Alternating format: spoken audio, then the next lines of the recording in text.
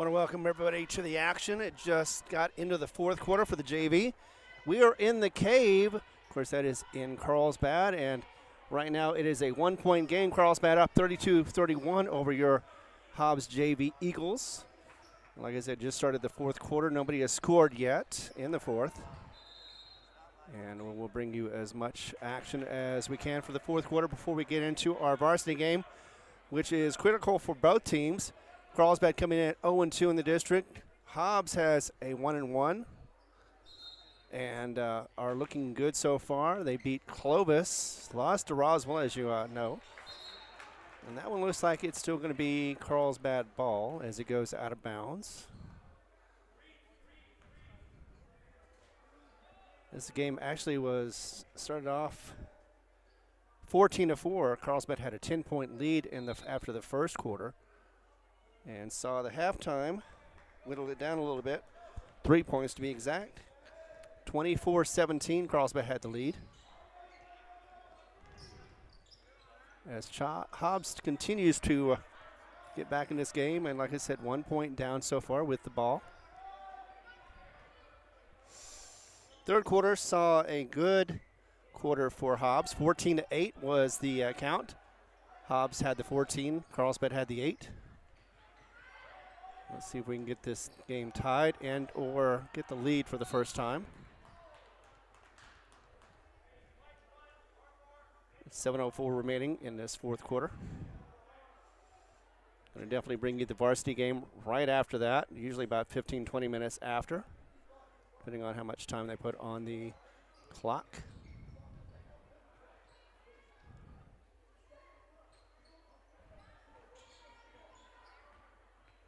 Cover both sides as best as I can.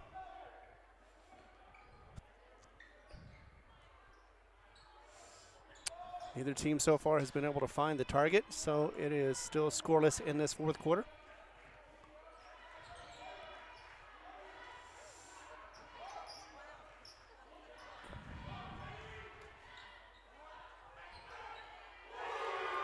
Big three for Carlsbad right there. Brings it up to a 4-point lead for Carlsbad with 6:24 remaining. Comes a three for Hobbs. No call, no foul. Now there might be. Depends on who they get that on. Been told that number 5 on Carlsbad is aggressive. He did get the foul. That is his first, so I guess he hasn't been aggressive enough. So Carlsbad with 2 team fouls. Hobbs with 1.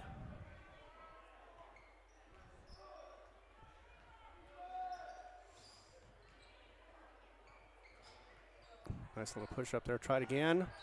Rebound for the third time for Hobbs. And it's like foul to the head. Slap chop. Still 3 for Carlsbad now for the fouls. 2 more, and Hobbs will be in the bonus for the rest of the game.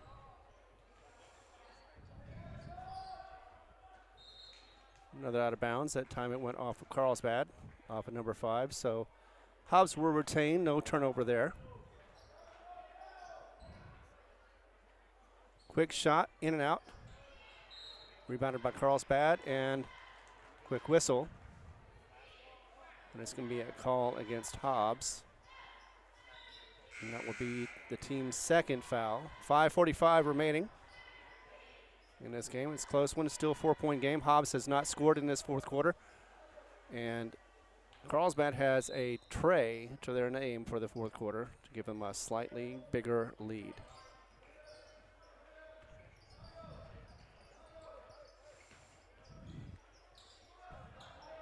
I'm Ron Gunner. Ty Friend's going to be here in moments. We're going to break down the pregame with the varsity team as that went in. 37-31, 5:26 remaining in this game for the JV. Thank you for watching, whether you be on YouTube on the Hobbs Sports channel. Also have it on HobbsAmerica.com and on Facebook page on the Cool 95.7. You can find it there as well. If you're watching, you've done one of those three. Thank you very much. We'll also be on Cool 95.7 as well to broadcast this game and all the color possibilities.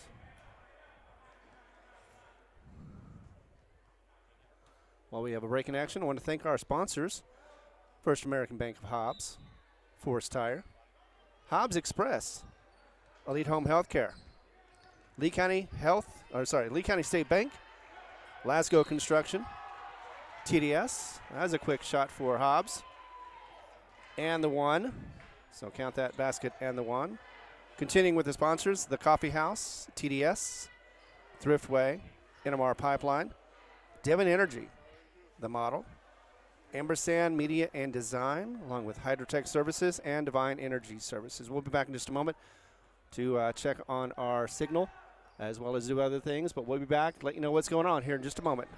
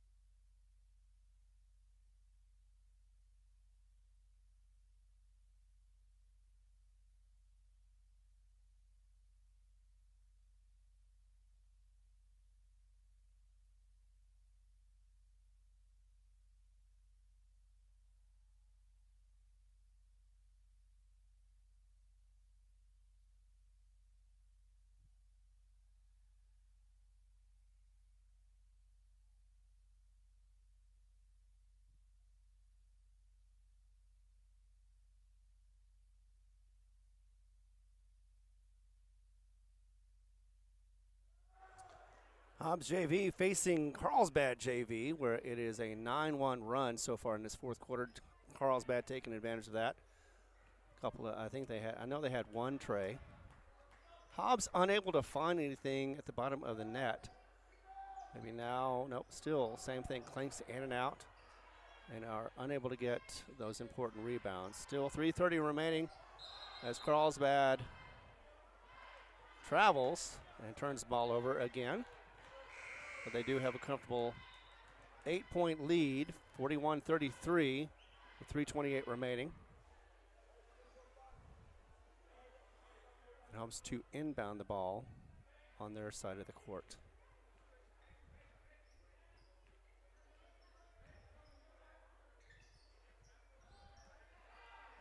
Don't forget, right after this, we're going to have varsity basketball between the Carlsbad Cavemen, who are 12-10, versus your Hobbs Eagles, who are both trying to fight their way to get back into the district. Carlsbad's 0-2, and Hobbs is 1-1. They are 9-13 on the season and need the rest of the 5 games to be able to get back to 500 to be able to build up their resume for the playoffs. They do have 2 bright spots we'll be talking about for the pregame.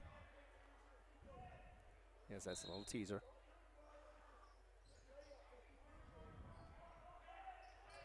Hobbs needs to start getting some scores in. It's about 3 minutes, a little less than 3 minutes right now for the game.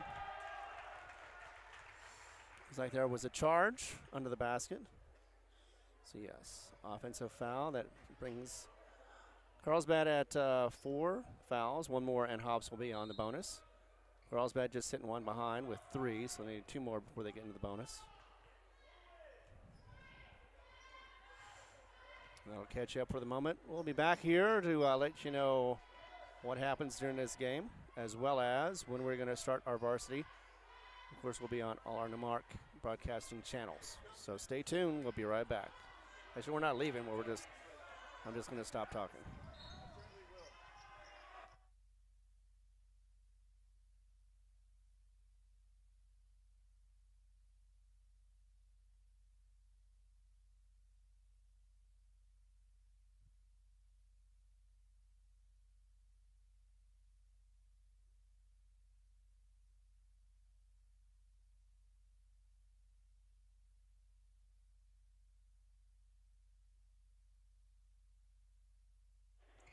.54 for Hobbs is on the line right now. 41-35 is the score. Carlsbad up by 6. Hobbs could bring it down to 5 after an and 1. Hobbs has been struggling a little bit on the line so far during this game. But he goes ahead and sinks it, hits nothing but net. So now it is 41-37, a 4-point game. Carlsbad coming back the other way. And a quick steal. 44 has gotten that one. Could take it coast to coast. And there is a caveman on the floor, but it looks like it's going to be a blocking charge, as Hobbs is in the double bonus. So Hobbs has a chance to put this down 2. At the end of the half, I believe it was, Hobbs had a 3-point shot at the buzzer, near the buzzer. At first it was counted as a 2, but the refs came over and said it was a 3. First one is in. And the scoreboard is a little slow about getting those scores updated.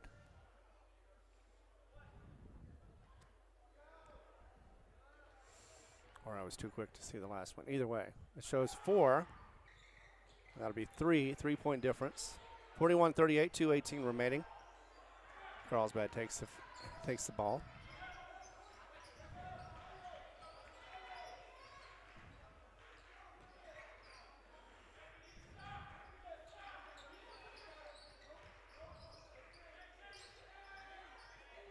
Three-point attempt, no good. No rebound, it went out of bounds, and it looks like it's going to be Hobbs' ball. Coming back more. 2 minutes, less than 2 minutes, minute 57 to be exact, as we continue with the action right here for the JV.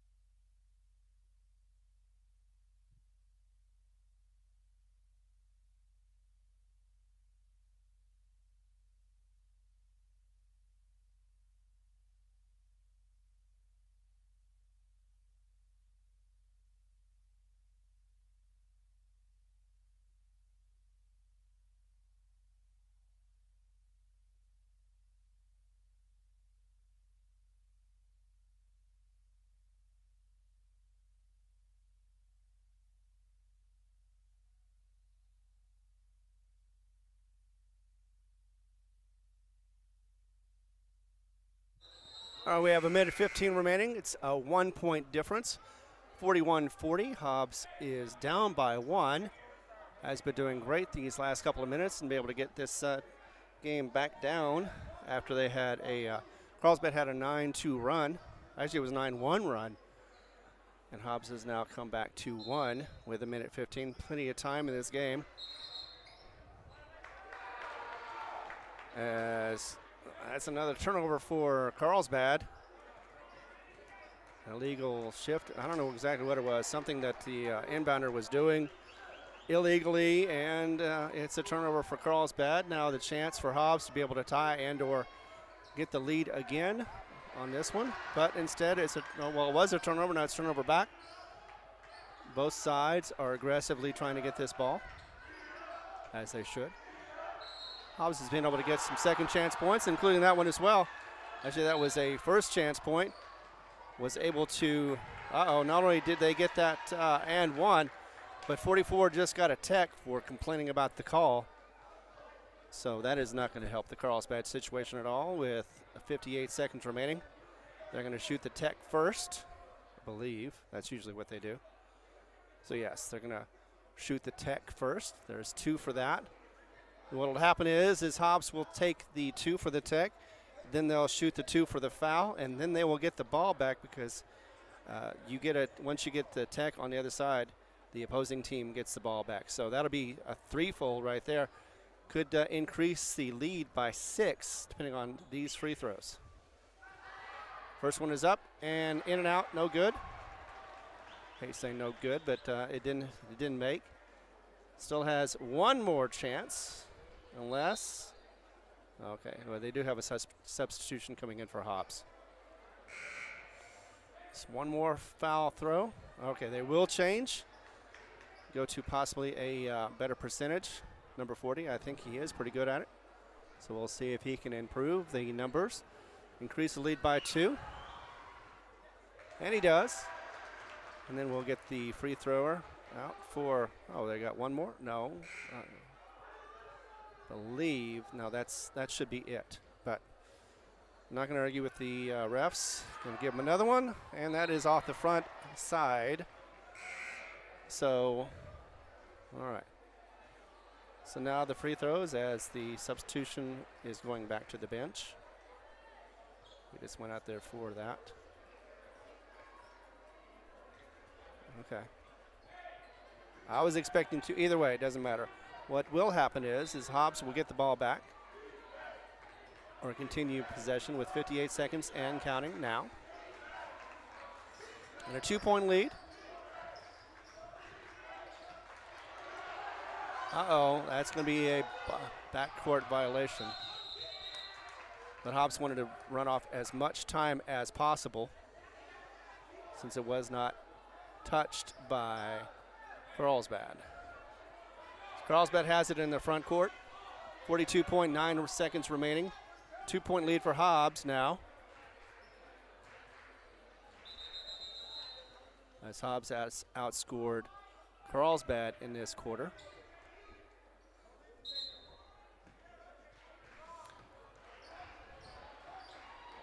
Looks like it's been 12-8.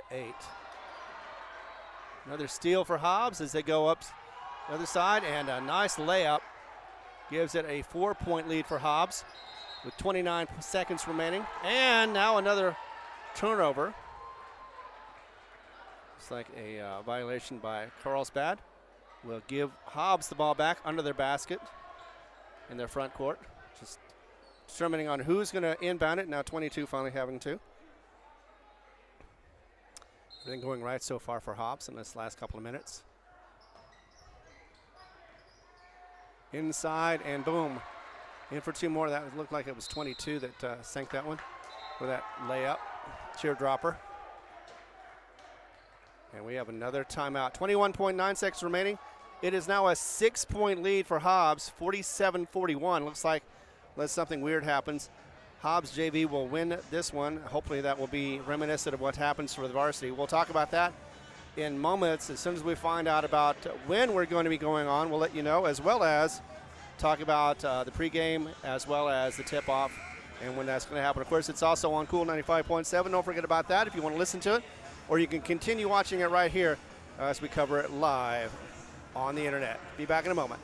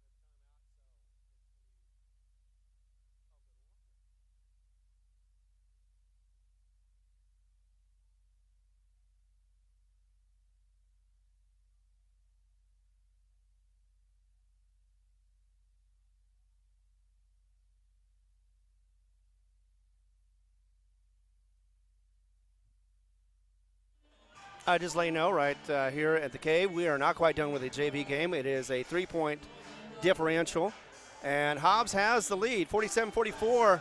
But Carlsbad just drained a 3 and took a timeout.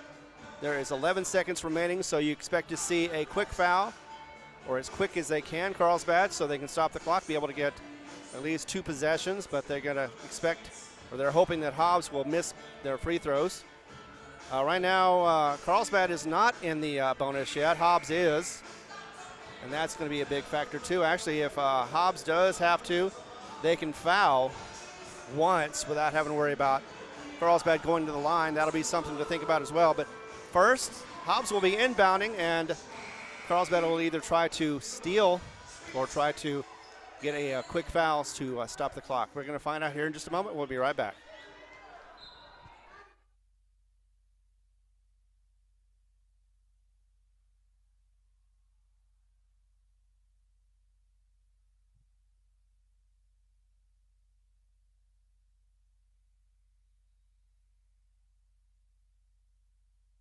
And after a little bit of fumbles and just turnovers, it is a final, 49-44. That last one did count for Hobbs.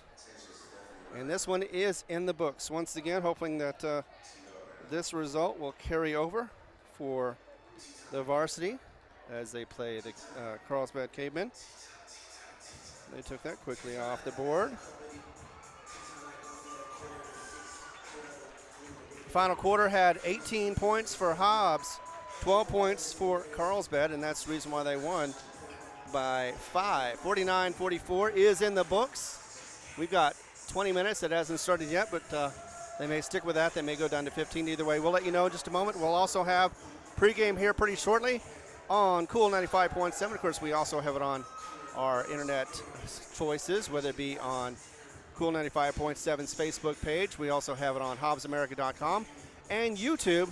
Yes, it's on the Hobbs Sports channel.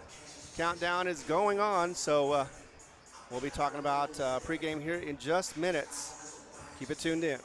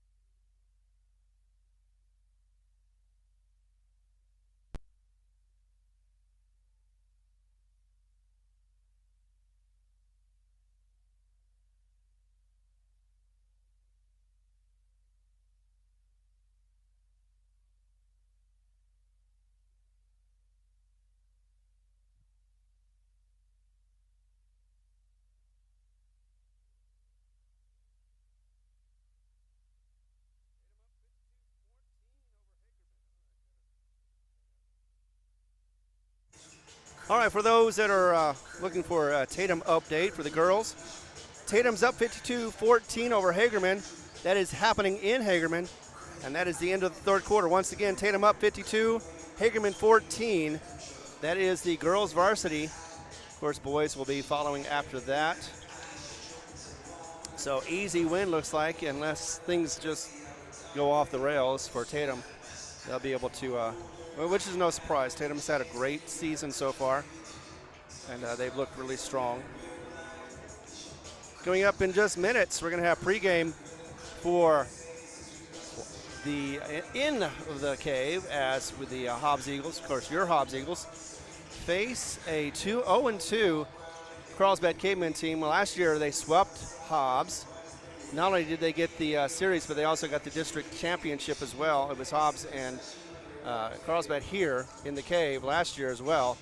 We covered that live and were able to show that Hobbs just could not keep up with the defense. And Perez, one of the main stars. This year there's only two cavemen that are returning, and we'll be talking about that during the pregame as well. There's a lot to cover as Hobbs is into, as well as Carlsbad, are getting into the district play. Both of them looking for a win. Hobbs has his second would-be, and Carlsbad with their first of the season. They lost to Roswell. They've also lost to Clovis. Hobbs lost to Roswell, but beat Clovis. Clovis actually has played Roswell as well. And anyway, it's Roswell is 2-0. Hobbs, Clovis 1-1 in the district. Carlsbad 0-2. So we've got a lot riding on this. Plus a 500 season for Hobbs. A lot of things going on. We'll be talking about that in just mere moments as we continue watching the warm-ups. And we're about to get on the radio on Cool 95.7. Stay tuned.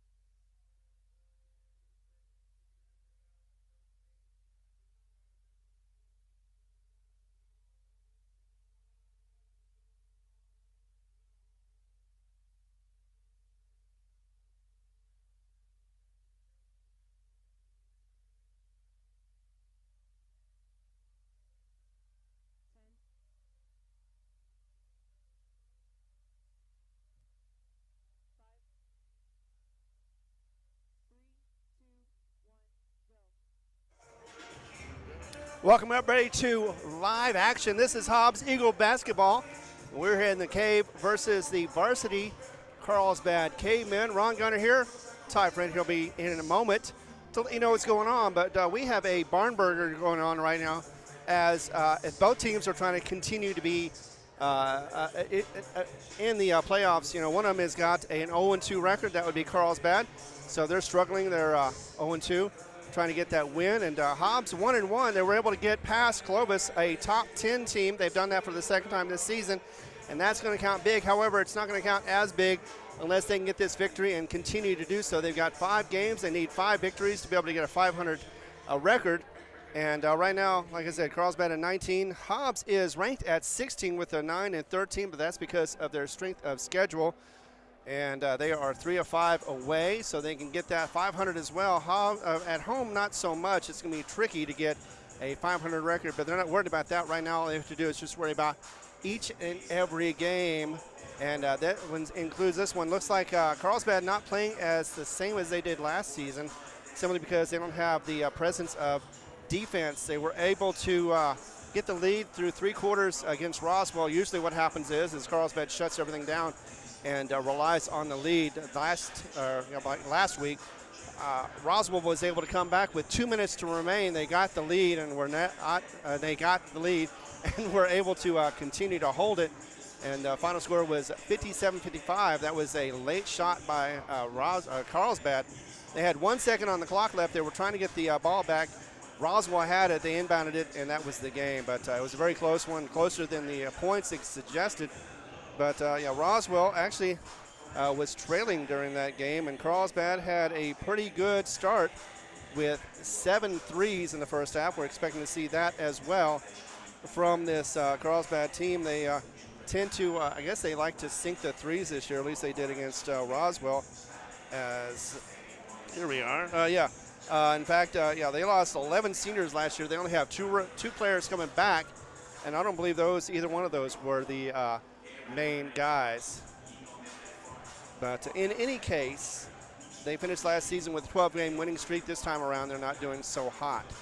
It is now 12-10 with a 2-game losing streak. They're 5-5 at home, but they're averaging 50.54 a game. And Hobbs can win on that one alone simply just by keeping it below 50 and keeping Hobbs above 50, of course. Lots more to talk about. We'll be right back in just a moment after a commercial break.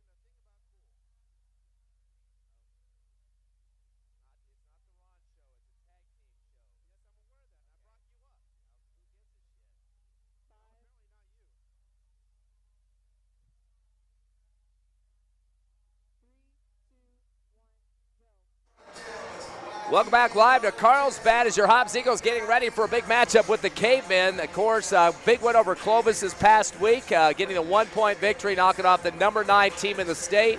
And now an opportunity here to go to 2-1 in the district. And a lot of people knowing that the Hobbs Eagles are really showing some improvement, especially with that game against Clovis. Shooting the lights out from the outside. They got 9 3-pointers in that contest. Braylon Vega getting 3 of those for the Eagles. A couple 3 for Josiah Clay as well for his 9 points in that ball game. So the Eagles really doing a great job, and especially when it came to turnovers, holding down to 10 compared to about almost 18 a game they were averaging before that. So definitely a major victory for the Eagles in that one. Braylon Vega 17, Abraham Pena 17. They combined for 34 of the Eagles' points. And, of course, Parker Henderson getting a double-double in that game, 13 points and 12 rebounds. So that's something to look at. You got some big post players in the game tonight. The Eagles starting lineup is going to have a lot of size out there. Malachi David, Parker Henderson, as we mentioned. Jairus Turbiatis, another guy that's been a big-time rebounder, too, for the Eagles. So lots of post positions are going to be worked on. And, again, the Eagles have been seeing more and more of that post play, Ron, here in the last couple of games, where they're starting to see the low post asking for the basketball. And the real nice thing is they're working as a team. They realize that if they do not, they tend to lose games. So I think that the Clovis game was a real big push to get the team to be synchronized and be able to get into this. I think they can do that and get into – look, I watched the Roswell game against Carlsbad, and I saw Roswell playing just like Hobbs did against Hobbs just the other day. And it looks like if Hobbs can come out here and play Hobbs ball, they can be able to get this Carlsbad team, who is struggling right now, 0-2 in the district, and be able to get them on a win in their home court. And that is a big victory if they can do that. Of course, Abraham Pena leads the Eagles at 17 points, 6 points a contest. Braylon Vega 10.7, the only 2 in double-digit averages right now. Jairus Turbiatis 7.7 a game. Starting to see Parker Henderson put some points down. He's up to 5.2 now, and definitely helping out on the boards as well for the Eagles. The question is, we're going to get some more guys in double-figure scoring. That's important, especially against Clovis, where we had 3 total in that game, and almost a 4th with Josiah Clay coming off the bench. So that's the numbers we want to see in terms of the offense, moving the ball around and getting up on the transition game after getting some steals on the defensive side of it. Only negative for the Eagles in that game. Clovis did out-rebound the Eagles 33-28, but only a 5 differential there. But other than that, big victory for Hobbs. It also dropped Clovis down a notch in the Max Preps poll, and that does look good in terms of the Eagles getting the victories where they need to get them throughout the season. Of course, these 2 teams played 3 times last year, twice in the regular season and one in the district championship. Kind of low-scoring games, though. 58-29. Carlsbad won the first game. They won the second game 49-32, even a lower score there. And then game 3 in the district championship, 59-44, which actually was a pretty big margin, double digits in that game.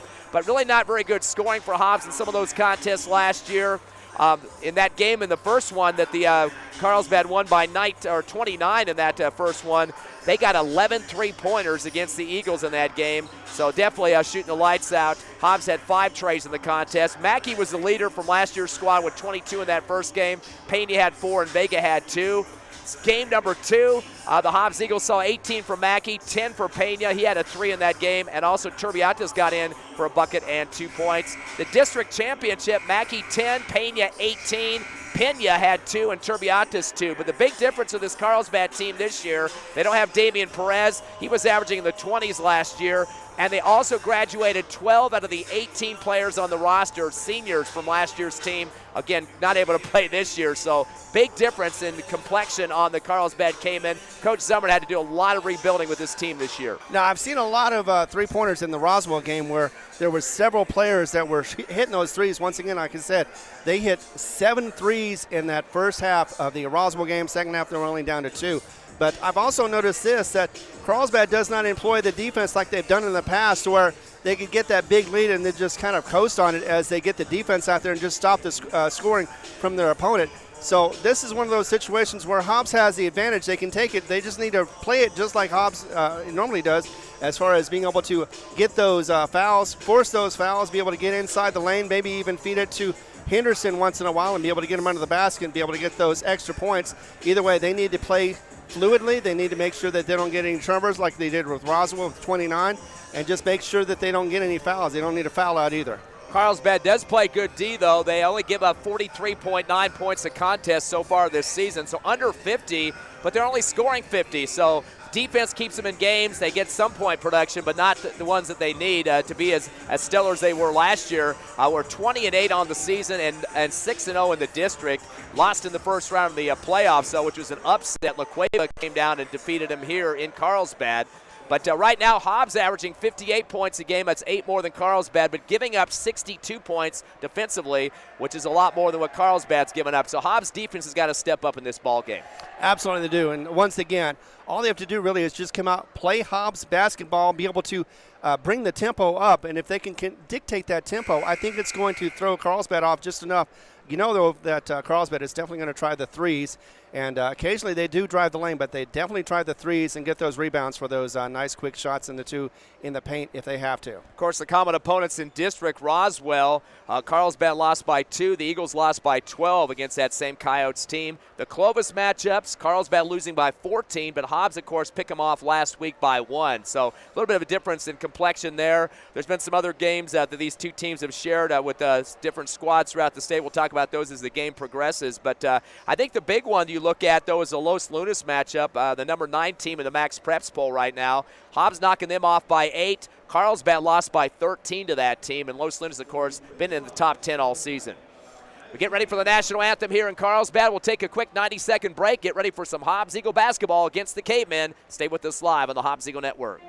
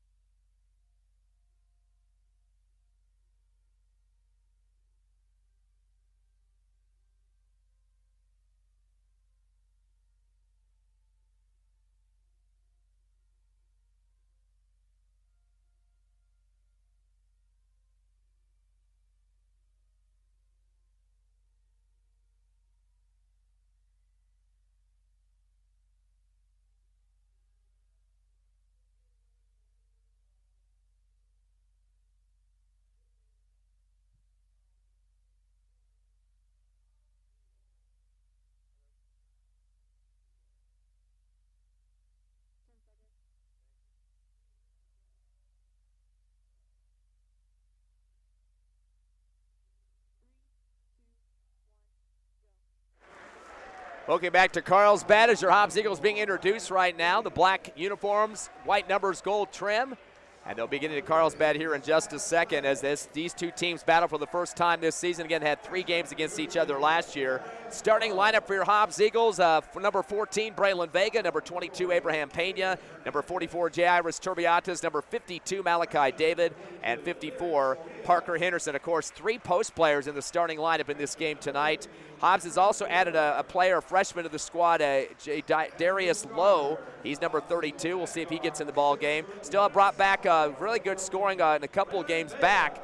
First-time action that we saw in that matchup against Roswell. Amron Wheeler is back on the roster tonight as well. So a couple of newbies on the squad to help out the Hobbs Eagle cause. And for the Carlsbad Cavemen, we mentioned losing 12 seniors from last year's squad. Lots of new guys. In fact, there's only one guy that actually scored last year against the Hobbs Eagles. That was Samuel G. He had 3 points in that district championship game, but none of these other players actually played against the Hobbs Eagles or scored in those 3 games last year. Kyron Orgain, he's a 6'1" junior, 165 pounds. Jacob Chavarria, number 11, he's 5'10". Samuel G, number 13, 6'3". He's got a little size there in the starting lineup. Number 22, Shane Sullivan, he's at 6'3". They just turned our lights out here in Carlsbad for the big spotlights. And last but not least, number 50, Garen Gassett. He is 6'6", so he definitely is the tallest kid that will hit the court for the Carlsbad Cavemen. But I like to see these post positions we're seeing for the Hobbs Eagles, Ron. Definitely going to get that new dimension in the paint for the offense. Yeah, and we need that different look because Carlsbad has already got a good look. We know both sides are basically a little inexperienced still. They're youthful, but you know what? Youthful also can be very energetic as well. can make some differences. The team that has the best shooting percentage, I believe, is going to win. Of course, we also have free throws. They count as well. So everything is going to count up. We're going to see which team can come out here, be able to play defense as well as offense, get both sides of the court, and be able to get some turnovers quickly, and maybe even cause some fouls and get on the free throw line and cause some damage that way as well. Eagles with that win against Clovis moved up to 16th in the Max Preps poll. That would be the last slot for the state tournament, at least to get to the first round. If that were stopping tonight, the season stopped today, Hobbs would be in with that 9-13 record. Their opponent tonight, Carlsbad, sitting at number 19. They are 12-10 on the season. The big difference between these two teams, besides about 3 spots in the Max Preps poll, Hobbs has a 16.1 strength of schedule. Carlsbad only a 9.1, so a 7 differential there. And that's because the Hobbs Eagles have played such tough tournaments this season, 3 to be exact. And Carlsbad really hasn't taken on the toughest teams that the Eagles have so far, although they have had a couple of matchups against Volcano Vista, for example. Oregon Mountain's another team that they played in the top 10 so far this season. Los Lunas, and of course Clovis, who sits at number 10. Yeah, one of the things that didn't help Carlsbad, I mean, Hobbs does usually just play Lovington, but they don't anymore because it never helped their strength of schedule. Carlsbad, on the other hand, plays Artesia, Lovington, other little schools, and so they are able to get those victories, but they're not as meaningful as they could be simply because the strength of schedule isn't high. So you see the record 12-10, but it's a little deceptive simply because some of their opponents were lesser than they were, and they were simply easier wins, although some of them went down to the wire. And they're announcing the Carlsbad Cavemen right now with the lights out and the spotlight, which they've done the last couple of seasons. I think there was another big contrast matchup between Hobbs, Carlsbad, and Artesia. Of course, Carlsbad actually got beat by 17 by Artesia. The Hobbs Eagles pull off a road win against the Bulldogs by 4, so that's kind of a major differential there in common opponents. So we're ready for some action. Carlsbad, by the way, wearing their white uniforms and blue numbers in this game. We already mentioned Hobbs in black and the white numbers. And, of course, Parker Henderson will be the jumper for the Hobbs Eagles at 6'11". And it looks like he's going to have a big ton difference there on the size against his opponent who steps up to the middle ring there, Shane Sullivan at 6'3", so get close to about 8 inches different between the two jumpers. Yeah, definitely heads over. And this series, you wouldn't believe it or not, but it goes way back to 1949, and Hobbs has a strong lead on it. Let's see if they can continue to hold that lead with the series.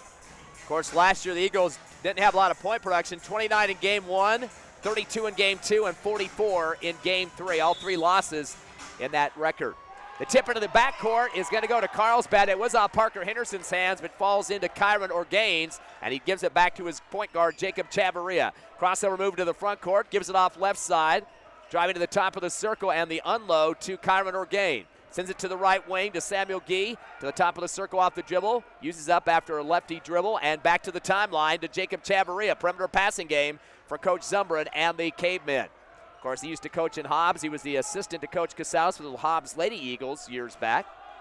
Had some time here with the girls as well. Pass left to Orgain, a fadeaway 3 off the back of the rim. Pulled down by Parker Henderson, his first rebound of the contest. Goes it across the timeline to Abraham Pena over to right wing. As holding it is Malachi David, back to Pena on the left side. Sends it back to David on the right perimeter. Trying to get somebody open. One hands it over to Vega, deep right corner. Back deep to Pena at the timeline.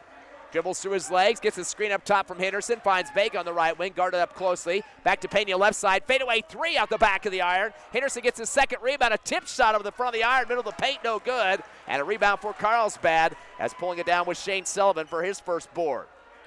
Comes across the timeline, gets the pass from Samuel Gee, underhands it to the right wing to Orgain. Drives with his left hand, left part of the free throw line, kick it back left side. Backing into his defender, Chavarria, tries to sail it over to the right corner to Gee and overthrows him out of bounds. Sails to the Hobbs Eagle bench for the first Caveman turnover. Got a little enthusiastic on that pass. Just went past him out of bounds, and luckily that was the first turnover for Carlsbad. Hobbs has the ball. Both teams have had a possession but have yet to score. Coming across the timeline is Pena against a 2-3 zone. To Turbiatis left wing, returns to Pena right side, zings it down in the paint to Malachi David, spins right, off the glass with 2 hands and puts it down. Scored 2 for Malachi David on his first bucket of the ball game. 2-0 Eagles, 6:18 left first quarter. Jacob Chavarria with the basketball, going to slow it down, dribbling behind his back at the timeline against Vega. Gets a screen up top, circle of Gossett. Passes it back to Gossett up top. He's going to fire a three and swishes it as Henderson backed off for just a second. Gossett puts it through the cylinder for three. 3-2 Carlsbad, their first lead. At the other end, it's Pena, top of the circle for the Eagles. Backdoor to Henderson, comes down with it on the baseline, leads and shoots over the rim, goes out the front of the iron. He gets crashed into by the defender underneath. Garen Gossett. Looked like Henderson might have hit his knee into him there and was kind of holding that knee on the floor. They're going to call that on Gossett, though. That'll be his first personal, first team foul against the Caveman, and it looks like Henderson come up a little bit hobbled now on that right knee. Yeah, and I've felt that before. Sometimes you can walk it off, sometimes it doesn't help. But this time around, looks like he's going to try to stay and get those shots, and we'll see what happens from there. Eagles came in at 65% this season on the line. Henderson at 56%. First shot is up and roll around the rim and good. First free throw puts it through for Henderson, his first point of the ball game. It's now tied at 3. He looked really good last week against Clovis, where he made every single one of his free throws. Didn't get on a lot, but still made every one of them count. Second shot is good as he puts it through, gets both of them. 2 points for him now. 4-3, Eagles by 1. Inbound far left sideline to Gee. He'll dribble across the time stripe on the right wing. Uses up the dribble. Back to the timeline to Chavarria in the front court still. Crossover to his left hand. Unloads to Gee on the left wing. Kick it up top to the big man Gossett, who hit the tray earlier. Finds Chavarria on the right wing. Up top to Orgain after a screen. Fakes a shot, dribbles the left elbow. Fade away off the back of the rim. Battle for the boards, pulled down by Gossett. And sends it back to the right wing to Chavarria. In front of the Hobbs Eagle bench. Backs it out to the timeline, guarded by Turbiatis. Screen up top from Gossett. Puts on the brakes at the left elbow. Returns to Gossett near the timeline. Jab step. Henderson not going to move an inch. Backs into Henderson at the free throw line. And returns to the left wing to Chavarria. Coming out is Turbiatis. Quick move to the basket on the dribble. Little reverse slap with the left hand off the glass. No good as it bounces off the rim, but they call the block foul underneath. That will be a two-shot situation for the Carlsbad Cavemen as they get the foul call on the Eagles against Jairus Turbiatis, his first team foul. And sometimes you can go ahead and force that foul to happen if you play it just right. That happened for Carlsbad. He's on the line. Let's see what he does. Hopefully he'll miss both of these. Still a 4-3 game in favor of the Eagles. First free throw is up and good as putting it through the hole, Jacob Chavarria. Sub already going to come on for Coach Zumbrin and the Cavemen. Checking on the court is Jonathan Ontiveros coming in for Gossett with that foul. Hobbs leads 152 games, wins, and 32 losses. Like I said, all the way back to 1949, but they have that 3-game losing streak that they want to snap. From last year, of course. From last year, yes. Second free throw out the front of the rim, no good. Vega comes down with it for the Eagles. Tries to send it ahead to Pena, deep left corner of the front court, but it sails off his fingertips out of bounds. That's the first Hobbs Eagle turnover here in the first quarter. Still tied 4-4 with 5 minutes left first. Ball gets flicked over to Chavarria, left corner. Keeps it up the left sideline to Gee. Gets it across to Orgain at the right elbow. Kick back to the right wing to Sullivan. Tap pass back to the timeline to Chavarria. Zings over to the right side to Orgain. Drives with his left hand to the free throw line. Wraparound pass is saved in the right corner, but back to the timeline from Sullivan and brought down by Chavarria. Almost a backcourt violation. Crossover move after the screen by Ontiveros. Goes to the left baseline. Zings it down to the right corner for 3 on the way. Sullivan off the back of the rim. And it's Malachi David with the rebound on the block. Across the timeline to Pena, front court in front of the Carlsbad bench, left side. Cross court right to Vega. He'll hold it out on the sideline. Returns back to the timeline to Pena. Couple of dribbles, unloads to Turbiatis on the left wing. Back to Pena, top of the circle. To Vega on the right wing, to Pena at the timeline again. Perimeter passing game, screen from Vega. Weaving through traffic as Pena lost the ball at the free throw line. Kind of fell forward and throws up a shot, double clutch and puts it through. Comes over and wanted a travel, not going to get it. Pena puts down the J, his first bucket. Eagles had 3 scores so far. They're up 6-4. At the other end, jump stop and a shot from the free throw line. In and out for Gee. Underneath the hoop for the Eagles, Henderson with his third rebound. Outlet to Pena in the front court. Stop at the free throw line. Dump into Turbiatis. Turn around Jay underneath the hoop. Point blank range on the left side and puts it through the hole. So now Turbiatis with his first bucket. 8-4. Eagles had their biggest lead of 4 here in the first. Deep pass to the front court. Orgain for 3 in the right corner. Hard off the rim. Ball knocks off the foot of Henderson. Him and Vega were kind of arguing about who's going to get the rebound there in the right corner, and unfortunately gets booted out of bounds by the Eagles. Yeah, too high for Vega, too low for Henderson, so it ended up going out of bounds. You're right, and Carlsbad came in ball once again. Xavier Zonsuris checking in for Carlsbad and returning after sitting out a few minutes, Garen Gossett. Ball comes into Gossett on the right wing, well outside the perimeter. Big cushion given up for the Eagles defense. Henderson there, not worried about it. Unloads the left wing to Josiah Galindo, who just checked in. Touch pass to Orgain on that left side again. Up top to Onsiris. Unloads to the right wing to Gee. Gee spins against Vega, backs it out on the right wing, up in front of the Hobbs Eagle bench. Uses up his dribble. Coming to help him on the right side is Gossett. He'll take a few dribbles with his left hand, spots up a tray off the front of the rim. Luckily, pulled down by Henderson at the free throw line on his next rebound of the game, his fourth. Up ahead to Pena, right baseline, backdoor to Turbiatis, gets blocked going up. Ball pulled down by Xavier Onsiris. Unloads to Orgain. He'll take the dribble into the front court against Turbiatis. Gets a screen up top from Gossett. Gives it to Gossett, who almost got hit in the face with the basketball. Is able to track it down at the timeline and underhands it to Orgain. Right next to the C logo in the middle of the court. Over to right wing to Galindo. Backs into the defender, Pena at the free throw line. Back over to Orgain on the right wing. Drives with his left hand. They're going to say he stepped first, though the official on the right side of the court get the travel call there. That'll be turnover number 2 for the Cavemen. Yeah, just hesitated just a moment trying to figure out what he wanted to do. He is a good three-point shooter, but in this case, he was trying to drive the lane and got caught traveling. Big inbounds to the backcourt to Pena, taking his time as he comes across the mid-stripe. Looks like maybe a 1-2-2 zone going on now. Over to Turbiatis on the right wing, up top to Vega. Pena's open on the left side, gets the pass and a quick shot right through the net. Late defender coming out, Kyron Orgain, but Pena makes him pay. That's the first tray of the game for the Eagles. Pena leads in scoring with 5. 11-4. Eagles' biggest lead now is 7. Working on a second win in a row. Into the front court. Gee, fight away Jay from the left wing. 3 is off the back of the iron. Ball gets ricocheted off a couple of players underneath. Malachi David lands on his back underneath the hoop. He was bodied into by Gossett. They're going to say it went off Gossett's foot. It will be Hobbs basketball. It rolled out to the deep right corner. Actually, no, they're giving it to Carlsbad here. Looks like they're going to let Kyron Orgain check it in from that deep left corner front court near the baseline. Sends it back up the sideline to Gee near the time stripe as Vega steps out on D. Screen up top from Gossett. Gives it back to Gossett on the left wing. Stop and go dribble. Bounce pass right baseline underneath the hoop. Going with the reverse layup. Getting misses it. Shane Sullivan off the iron. Pulled down for the Eagles by Pena. His first rebound. Drives down to the right baseline. Unloads the Vega right corner. He's going to spot up a 3. Rainbow jumper off the front of the rim. No good. And Carlsbad hippity-hop rebound for Sullivan, middle of the paint, his second. Unloads to the timeline to Gee. Crossover move. Puts his bicep down, shoves Pena in the face, lost the ball. Pena got knocked hard to the floor, no call. And the ball gets knocked off the hands of Kyron Orgain out of bounds on the baseline for another Carlsbad turnover, number 3. And Henderson is getting at least 2 or 3 blocks over there under the basket. He is doing very well in slowing this Caveman offense down. Boy, Pena took a major shoulder shot there on that drive down the lane by Samuel Gee. And Gee got away with one on that. 1:19 left, first quarter, 11-4 Hobbs. They gets a pass front court left wing, touch it to Henderson left corner, to Pena same side. In front of the Carlsbad bench. Give and go back to Henderson, but overthrows him, does Pena right in the hands of Samuel Gee for the Eagles' second turnover right in the middle of the paint. He drives into the front court, hippity hop, jump stop right elbow. Underneath the hoop, pass down low to Galindo. Kind of a double pump look there. I don't know if they're going to call that a shooting foul, but Henderson came crashing down on him that time. I'm not sure if they're going to say he was on the floor or not. It's a foul against Henderson. That will be his first, second team foul. And let's see what the ref's going to call this. Yeah, they'll be on the floor, looks like.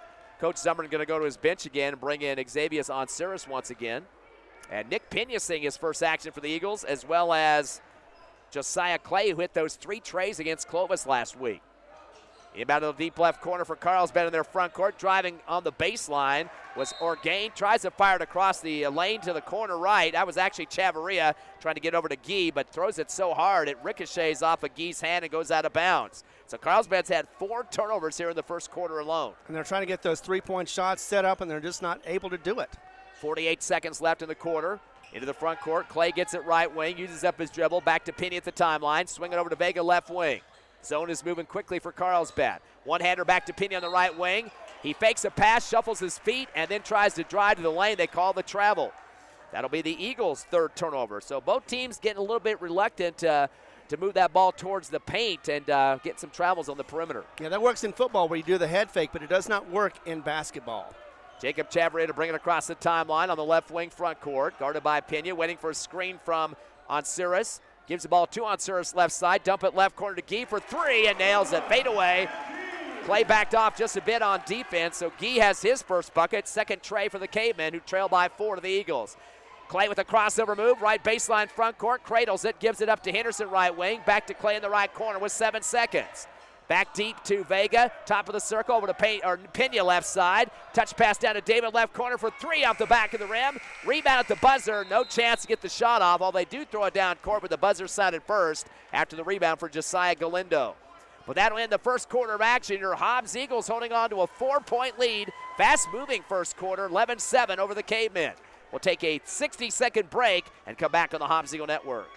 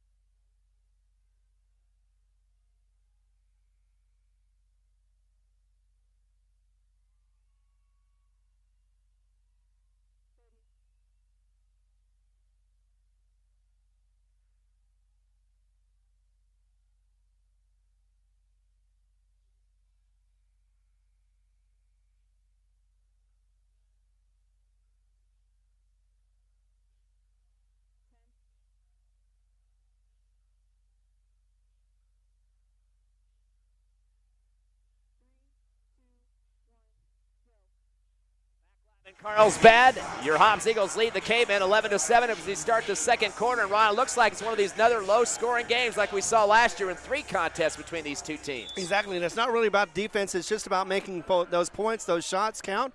So far, neither team has done very good. Gee with 3, Gossett 3 for Carlsbad, 1 for Chavarria for your Eagles, 5 for Pena, 2 apiece for Turbiatas, David, and Henderson. Eagle basketball, front court, top of the arc, Vega. Puts it back behind him to Turbiatas off the dribble. Turbiatas 3 off the front of the rim, no good. Ball tipped around, brought down in the left block for Gee for the Cavemen. His first rebound. Gives it down to the left baseline, going up with a lefty shot put layup, getting knocked to the floor with Jacob Chavarria. Coach Ross runs out on the court. He thought that was a clean block that time. They call the foul. And that's going to be against the Eagles, Abraham Pena, his first team foul here in the second quarter. Coach Ross calls over the official to try to get some explanation on that call. The free throws from Jacob Chavarria coming up. He's 1 of 2, 1 point in the first quarter, and makes his second free throw of the ball game. They're 2 for 3 as a team, Carlsbad. 66%. Hobbs 2 for 2. Parker Henderson hitting both of his free throws earlier. A 11-8. Hobbs by 3. The miss on the second one, pulled down underneath by Clay. That's his first rebound. Brings it across the top into Pena. Back to Clay on the left wing. 3-point Eagle lead. Yo-yo passing game to Pena on the right side. One hands it down to Vega, right corner. Rainbow 3, and nothing but net from the deep right corner that time. That's the first bucket for Vega, and the second tray of the game for the Hobbs Eagles. 1 apiece for Pena and Vega. 14-8, 6-point Eagle lead. They had a 7 lead in the first quarter. Coming across the timeline with the dribble. Looking for some help and passing it down to the left corner. Chavarria gets it back after he got a throw down low to Gossett. 3 from the top of the arc, hits back of the rim, no good. Rebound for Gee, and throws it deep in the left corner. He can't get it to drop. It looked like David got a piece of it. Sends it ahead to Pena on the right side glass. Layup is missed out the back of the rim, and Carlsbad comes down with it. Shane Sullivan after his 3rd rebound. Tries to drive the right side of the lane, picked off for Vega. Carlsbad's 5th turnover. Vega in the front court, dribbles out of traffic near the timeline and waits to set up the offense against a 2-3 zone. Over to Pena on the left wing, a hard shot. Pena had to reach back for it and pull it down to himself. Returns to Vega on the right wing. Holds on to it for a second, dribbles up top, finds David on the right elbow. Up top again to Vega, swing it left side to Pena in front of the Carlsbad bench. Crossover move is picked away by Kyron Orgain. Eagles 4th turnover. He goes to the rack on the right side. It's touched by Pena, goes out of bounds on the baseline. And that will be Carlsbad basketball. And we've seen that before in Roswell where Carlsbad had a nice layup, the easy one too, and they just missed, overthrew it, and was not able to get that basket to fall. So, yeah, another time when Carlsbad loses an opportunity. Orgain throws it in, gets it back, top of the arc. A 3 fadeaway off the back of the iron, no good. Turbiatas pulls it down for the Eagles, his first board. Gets it across to Vega on the right wing. Eagles out-rebounded Carlsbad 7-5 in the first quarter. Top of the arc, Clay getting the pass, returns to Vega on the right side. Dumps it into Pena, right elbow. Faces basket, dribbles to the right corner. Now on the baseline, a double team against him. Sends back to Vega on the right wing, up top to Clay. Stutter step, dribble to the left elbow, up top to Turbiatis. Down the right corner for Pena, spotting up a three. In and out, no good. Tipped at the free throw line. Pulled down for Carlsbad by Sullivan, already his 4th rebound. Throws it across the timeline to Gee and gets it back top of the arc to Chavarria. He's guarded by Clay. 5:25 left first half, 14-8 Hobbs. Drives the left elbow, turns and fires a shot, and ball hits off the back of the rim, goes straight up in the air and falls through for 2 on the touch from Chavarria. He's got 4 points. 14-10, Eagles by 4. Pena gets the ball in the front court, left wing up top to Vega. Over the right side, a 3 for Clay off the back of the rim. One-hand rebound pulled down on the right block by Orgain. That's his first board. Gets it across to Gee in the front court. Stop and go. A screen up top from Gossett. To the left baseline off the dribble. Fadeaway jumper off the side of the iron. No good. Rebound for Vega. His second board. He'll dribble across the timeline. Bounce pass to Pena. And he wants Vega to move to the left side so he can spin. One-hand pass to Vega on the left wing. Back up top to Pena. Kicks it right to Clay. Perimeter passing for the Eagles. Back to Pena at the timeline. Screen by Clay, tries to dribble to the free throw line, gets double teamed, now triple teamed, ball knocked out of his hands, picked up by Vega on the right wing. Good defense in that area by Chavarria. Cross court left to Clay, drives baseline, stripped from behind, picked up by Orgain, and in the lane to tip to Gee. Gee will send it ahead to Chavarria after the Eagles' 5th turnover. Over to right wing, fadeaway 3 for Sullivan off the side of the rim, rolls out to the Hobbs Eagle bench, and bodies colliding hard right at the end of the Eagles bench on that right sideline. And you don't want to see that either side. You don't want any injuries at all. This is a game, and only a game when there does not need to be any injuries during this late season. I'll look like a cartwheel body throw over there on the sideline. Not sure if people that just lost their balance, one player from each team right into the Hobbs Eagle bench. They're going to give it back to the Eagles here with a 4-point lead. Very fast-moving quarter and half here for the Eagles, leading by 4. Inbound to Payne in the backcourt. They're going to face that 2-3 zone still for the Cavemen. Gives to Pena right behind him, who dribbles across the timeline. Comes right perimeter to Beatty in the right corner, who just checked in. Back to Pena, top of the circle. Tries with his left hand, back door to Hernandez. Leans and shoots a double clutch, no good. Rebound Henderson on the right block. You're going to say he was over the back. So the foul on Parker Henderson. Wasn't in position that time. Gets his second personal, second team foul for the Eagles. So a couple new faces on the court. Mentioned Hernandez, and also for the Eagles, Beatty, seeing their first action here in the second quarter. Stop and go dribble now for Orgain. He comes across the timeline against Pena. Gets a screen from Ontiveros. Gives it back to Ontiveros on the right wing. High pass to the right side as well to Galindo. Lost the ball for a second. Gets a dribble with the left hand, top of the circle. Uses it up. Unloads to Orgain on the right wing, guarded by Pena. Couple crossover moves, but staying in place. Comes to the right side. Stop and go to the free throw line. Tries to throw it left side, but his teammate was going the wrong way, heading towards the middle of the court instead of to the sideline. So he throws it away from Bryce Mullins out of bounds. Carlsbad's 6th turnover. It looked like Orgain was trying to set up a 3-point shot, and instead he tried to get it to his teammate. And yeah, like you said, it was a bad pass. Coach Ross calls a timeout. Eagles still by 4, 14-10 with 3:24 left in the second quarter. Nothing spectacular going on yet, but we'll be back in 30 seconds to keep this game moving along.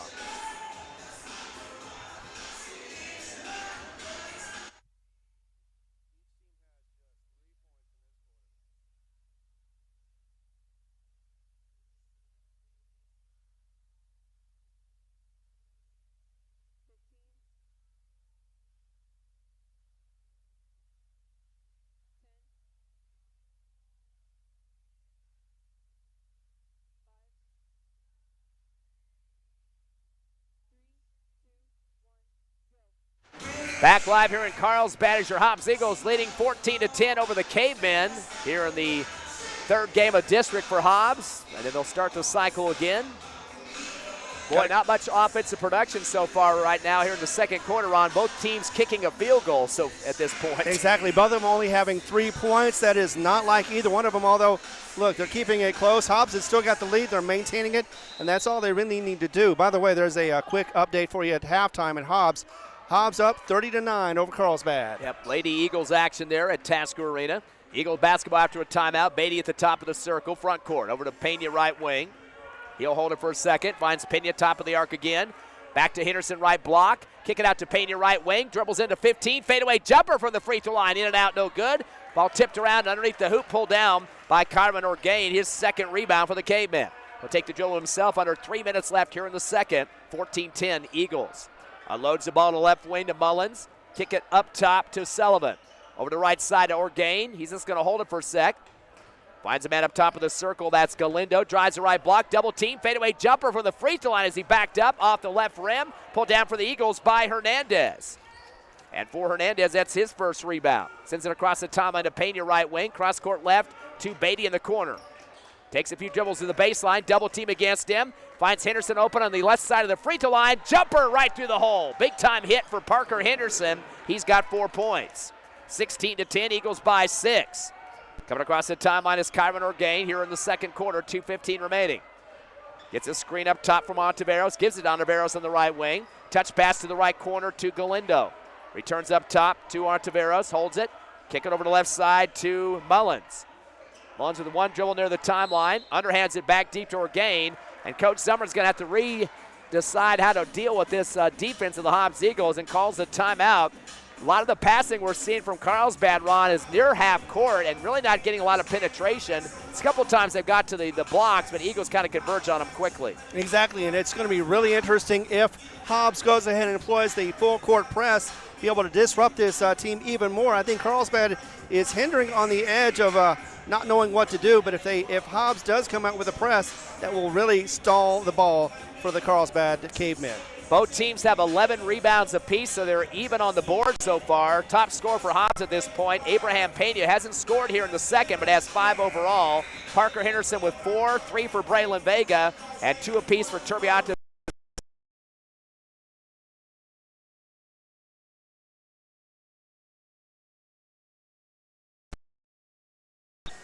So 3 scores so far for Carlsbad and 5 for the Eagles. 16-10, Hobbs up by 6 with 1:55 remaining. Carlsbad ball after the timeout.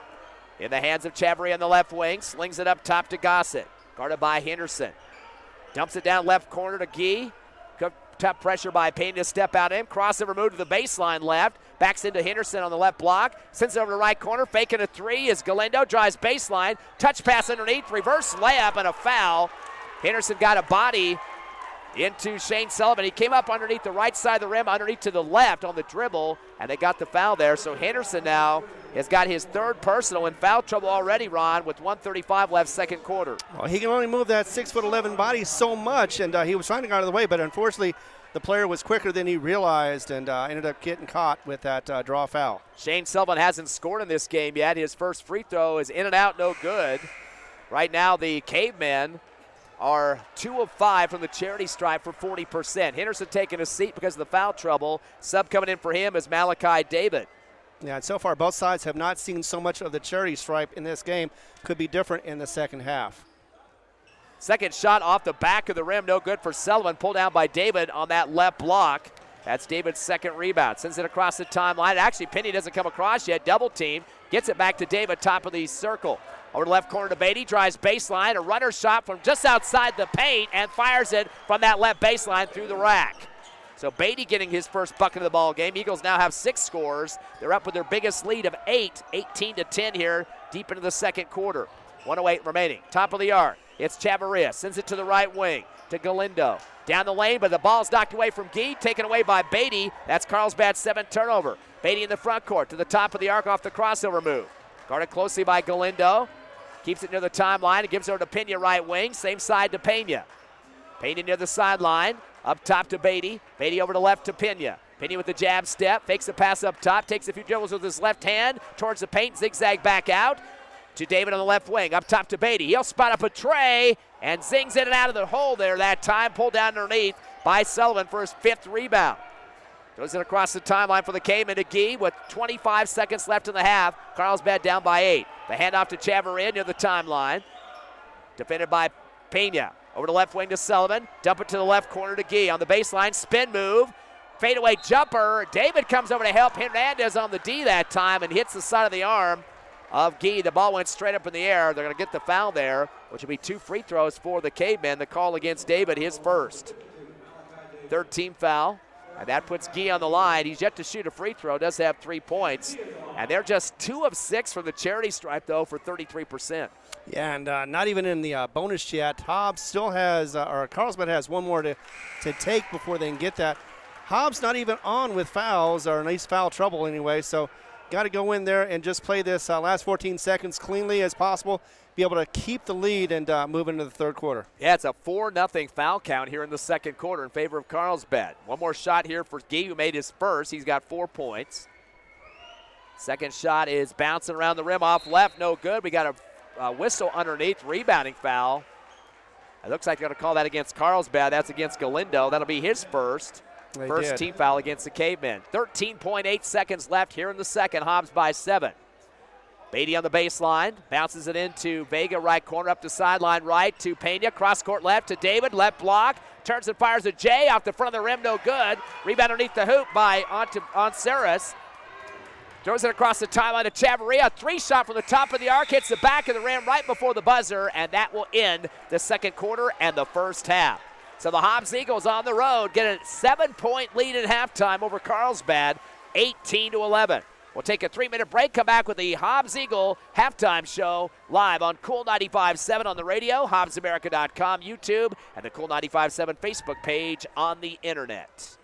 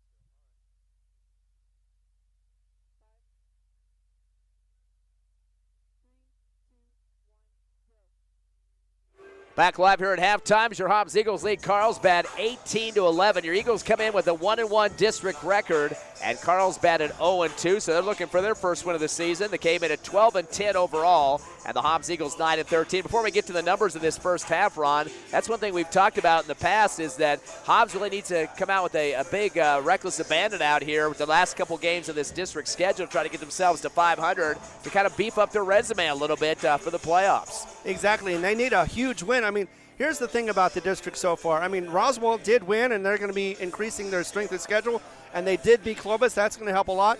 However, if you lose to Clovis, or even if you get a small win against Carlsbad, that is not going to help your numbers. The strength of schedule means that you got to play somebody stronger. Right now, Carlsbad is below Hobbs.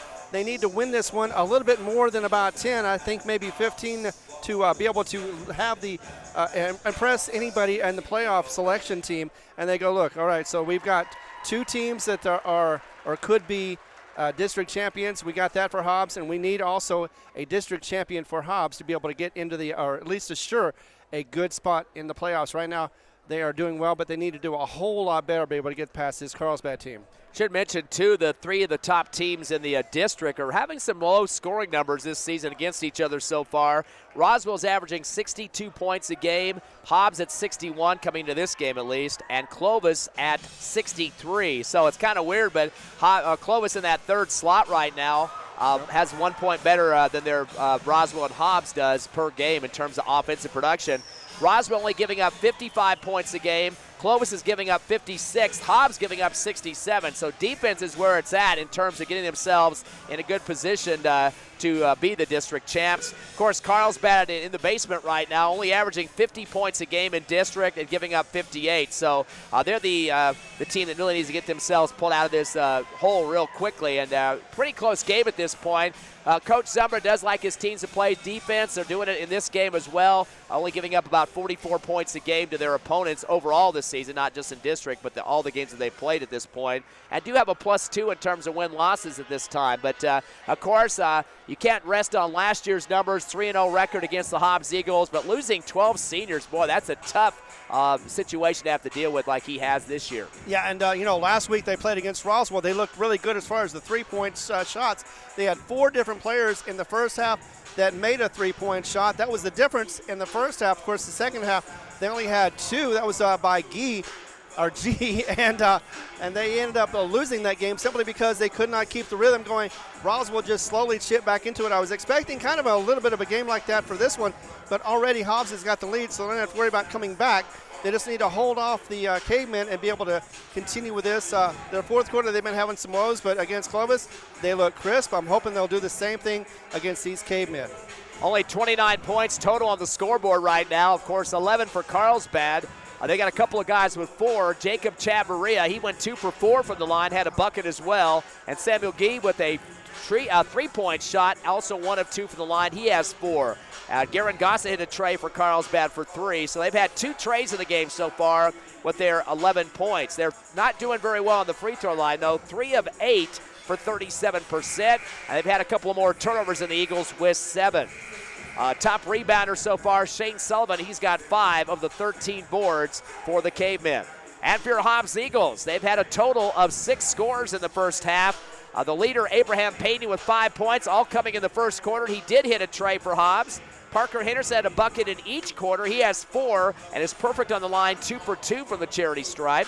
Braylon Vega with a tray for 3 and 2 points apiece for Braddock Beatty, Jairus Turbiatis, and Malachi David. Parker Henderson leading the rebounding with 4 and also 2 apiece for Vega and David. Right now the Eagles trail Carlsbad 13-12 in terms of rebounds, just 1 behind the Cavemen. They have 2 less turnovers, 5 versus 7, and Hobbs perfect on the charity stripe, 2 for 2 from the line. Eagles were up 11-7 at the end of 1 and had 7 points in the second quarter, just 4 for Carlsbad. That's the 7-point lead. And right now there is some foul trouble for the Eagles. Ron Parker Henderson does have 3 fouls, and he's their leading rebounder with 4, and he had to come out in that second quarter because of those fouls. Yeah, he's looking strong with the rebounds. Also, a couple of block shots is what he's had. But, yeah, because of his size and the way some players can get underneath him just right, it looks like he's getting fouled, or at least getting the foul calls anyway, and that is not helping out. So I don't expect to see Henderson out as much as I would have liked to in this second half.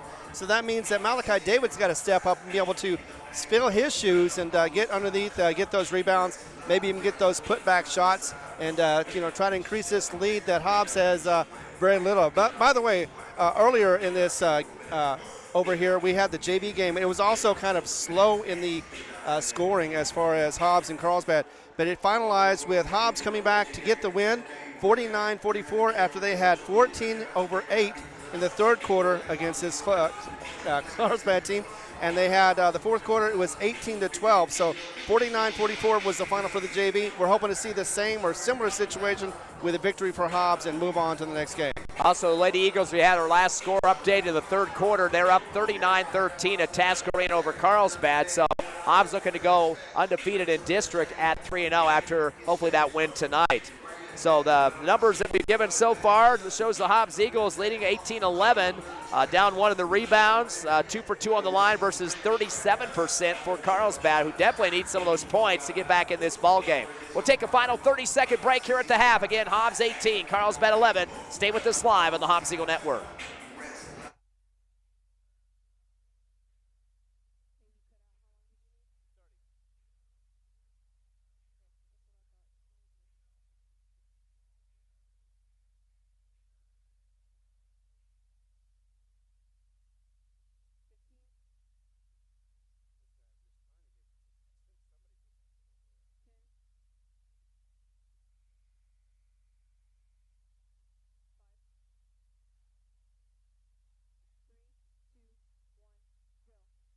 Hey, we're ready for a second half. Only 8 o'clock, so less than an hour of that first half of action. Both teams are ready to play this third quarter. Hobbs up 18-11 over Carlsbad. It will be Caveman basketball at the timeline. As inbounding for the Cavemen was Shane Sullivan to the backcourt. Gives it into Chavarria on that far right side as he takes on Turbiatis. Henderson, David, Vega, and Pena on the court. Pass to the right wing to Sullivan. Fadeaway 3 off the back of the rim. High pop off the rim, pulled down by Turbiatis underneath the hoop, his second board. Goes to Payne at the timeline to bring it across. Sends it over to Vega on the right wing in front of the Hobbs Eagle bench. Slides across top of the arc, back to Payne on the left wing. Crosses it through his legs. Dumps it to David, left elbow. Turns and fires at Jay. In and out, no good. Rebound in the left block. Pulled down for Carlsbad by Sullivan, the leading rebounder for the Cayman at 6. Across the top of McGee at the top of the circle. Bounce pass on the left wing to Chavarria. Drives the middle of the paint, puts on the brakes. Kicks out right wing to Orgain. He'll hold it for a few seconds here. One hand bounce pass to the left side to Chavarria. He backs it out to the timeline against Turbiatis. The big kid is going to play you wherever you are on the court. Drives to the left elbow, jump stop. Kick it down left corner to Gossett. In front of the Carlsbad bench. Sends it back to the left baseline to Sullivan. Fadeaway Jay from 15 and nails it. David tried to get a hand up a little too late. Sullivan now with 2 points, his first bucket of the ball game. 18-13, Eagles by 5 here in the third. Pena come across the timeline, finds Vega right wing, back to Pena, jab step, drives the left elbow, turns and fires the J, off the side of the rim, left side, pulled down left baseline by Sullivan, his 7th rebound. Cross court left to Gee to bring it across, top of the circle, front court, spins, back out to the timeline. Comes back to the top of the arc, fadeaway 3, in and out, no good. Rebound underneath the hoop is Gossett. Goes back up underneath the right side of the iron, off the glass and scores. Gossett now with 5 points and 2 rebounds. It's a 3-point ball game. Hobbs up 18-15 here in the third. Payne in the front court now to slow it down. Over to Vega on the right wing. Dump it down low to Turbiatis right block. Bouncing off his own knee, stolen by Gee. That'll be the Eagles' 6th turnover. Gee goes back door, layup with a scoop by Orgain. Gets it to go off the rim, into the rack, count it, and they're going to call the block foul on the Eagles. And that'll be a chance for a 3-point play. Now the officials having a discussion here, see if that ball did go through the cylinder. Now we're having a discussion with all 3 officials. They are going to count the basket. Wait to see if they get the foul here. Or was it a rebounding foul? They called on, was it on Pena, I think they said, but they're sending both teams to the benches for some reason here. Anyway, they have the score still at 18-17, 1 point difference which means that so far that point counts. The Orgain did. They count the layup, but I don't know why both teams were sent to the benches. Didn't see a timeout call here. I don't see anybody cleaning up the floor. I'm not sure what they're discussing at this point, but unless they wanted to make sure, now there is a timeout call. Yeah, they're going to point over to Hobbs and say give them the timeout, but I'm not sure how they're going to deal with the free throw, if they're going to still go with that. I was assuming it was. It looked like Orgain did go down and when he threw the ball up for the layup there, but if it's a rebounding foul after the shot goes through, they wouldn't have the extra free throws, but so we'll have to wait and see after the timeout. We'll keep it right here. 6:04 left in the third, 18-17, and definitely got to track that other game going on as well, Roswell and Clovis tonight. Exactly, but right now, the thing is this, there was a 7-0 run. Carlsbad was on a roll. Hobbs needed to stop that, be able to get back on traction. They were looking good in the first half for the most part, but the second half has started off very, very badly, and they need to get back into it if they don't want to lose this game or at least lose the lead here pretty soon. Both teams back out of the court, and we're going to see who's going to get the basketball here. Oh, they are going to give the free throw, so didn't really see an indication of that, but it will be Kyron Orgain, who's yet to have a free throw in the contest. At half, Carlsbad 3 for 8 for 37%, so they definitely need to improve in those statistical categories like that one. The shot is up and a swish for Orgain. 3 points for him now. They're now 4 of 9 from the charity stripe. 18 all, we're tied. Hobbs was up at the half by 7, and it's a 7-0 run as you mentioned. Passing to Henderson, top of the arc, gives it right wing to Pena, back to Henderson, fumbled the basketball and taken away by Garen Gossett. That'll be the Eagles' 7th turnover. Unforced error on that one. To Chavarria now in the front court on the near left sideline. Crossover move to the perimeter. Gets a screen up top from Gossett. Gives it back to Gossett on the left wing. He comes to the free throw line, zings it down to the right corner. Baseline, jump stop near the hoop. Sullivan lost the ball, and coming away with it, the Eagles, Turbiatis. That'll be another turnover for Carlsbad. They're 8. But goes down to Vega. He gets it stripped, going the other direction for a one-handed tomahawk jam on the right side of the rim is Kyron Orgain. He's got all 5 of his points in the third quarter. That was the Eagles' 8th turnover and a chance for a 3-point play. They count it and the foul. And as you can hear from the crowd, they are alive again with the sound of music because they have been sitting on their hands for the most part, but now they're back into it. They're going to make that difference and see if they can continue with Carlsbad in the lead. Right now it's just by 2. Worst part was that's Pena's 3rd personal. He had the foul before the timeout and the foul there on the dunk.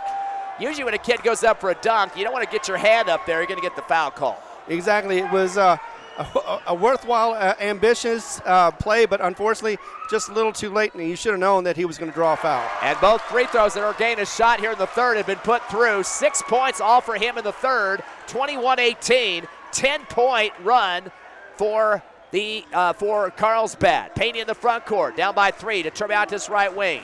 Dribbles back to the timeline. A dangerous pass back to Pena. Almost went over his head. Able to track it down with his fingertips. Gets a screen up top from David. Bounce pass to David on the right wing. Comes down the lane. Finds Vega left corner for 3. Bounce around the rim. No good. Turbiatis goes back up with a 2-hand touch over the right side iron. They call the foul from behind. Unfortunately, the ball falls off the front of the rim. It does, but so far Carlsbad's on a 10-0 run.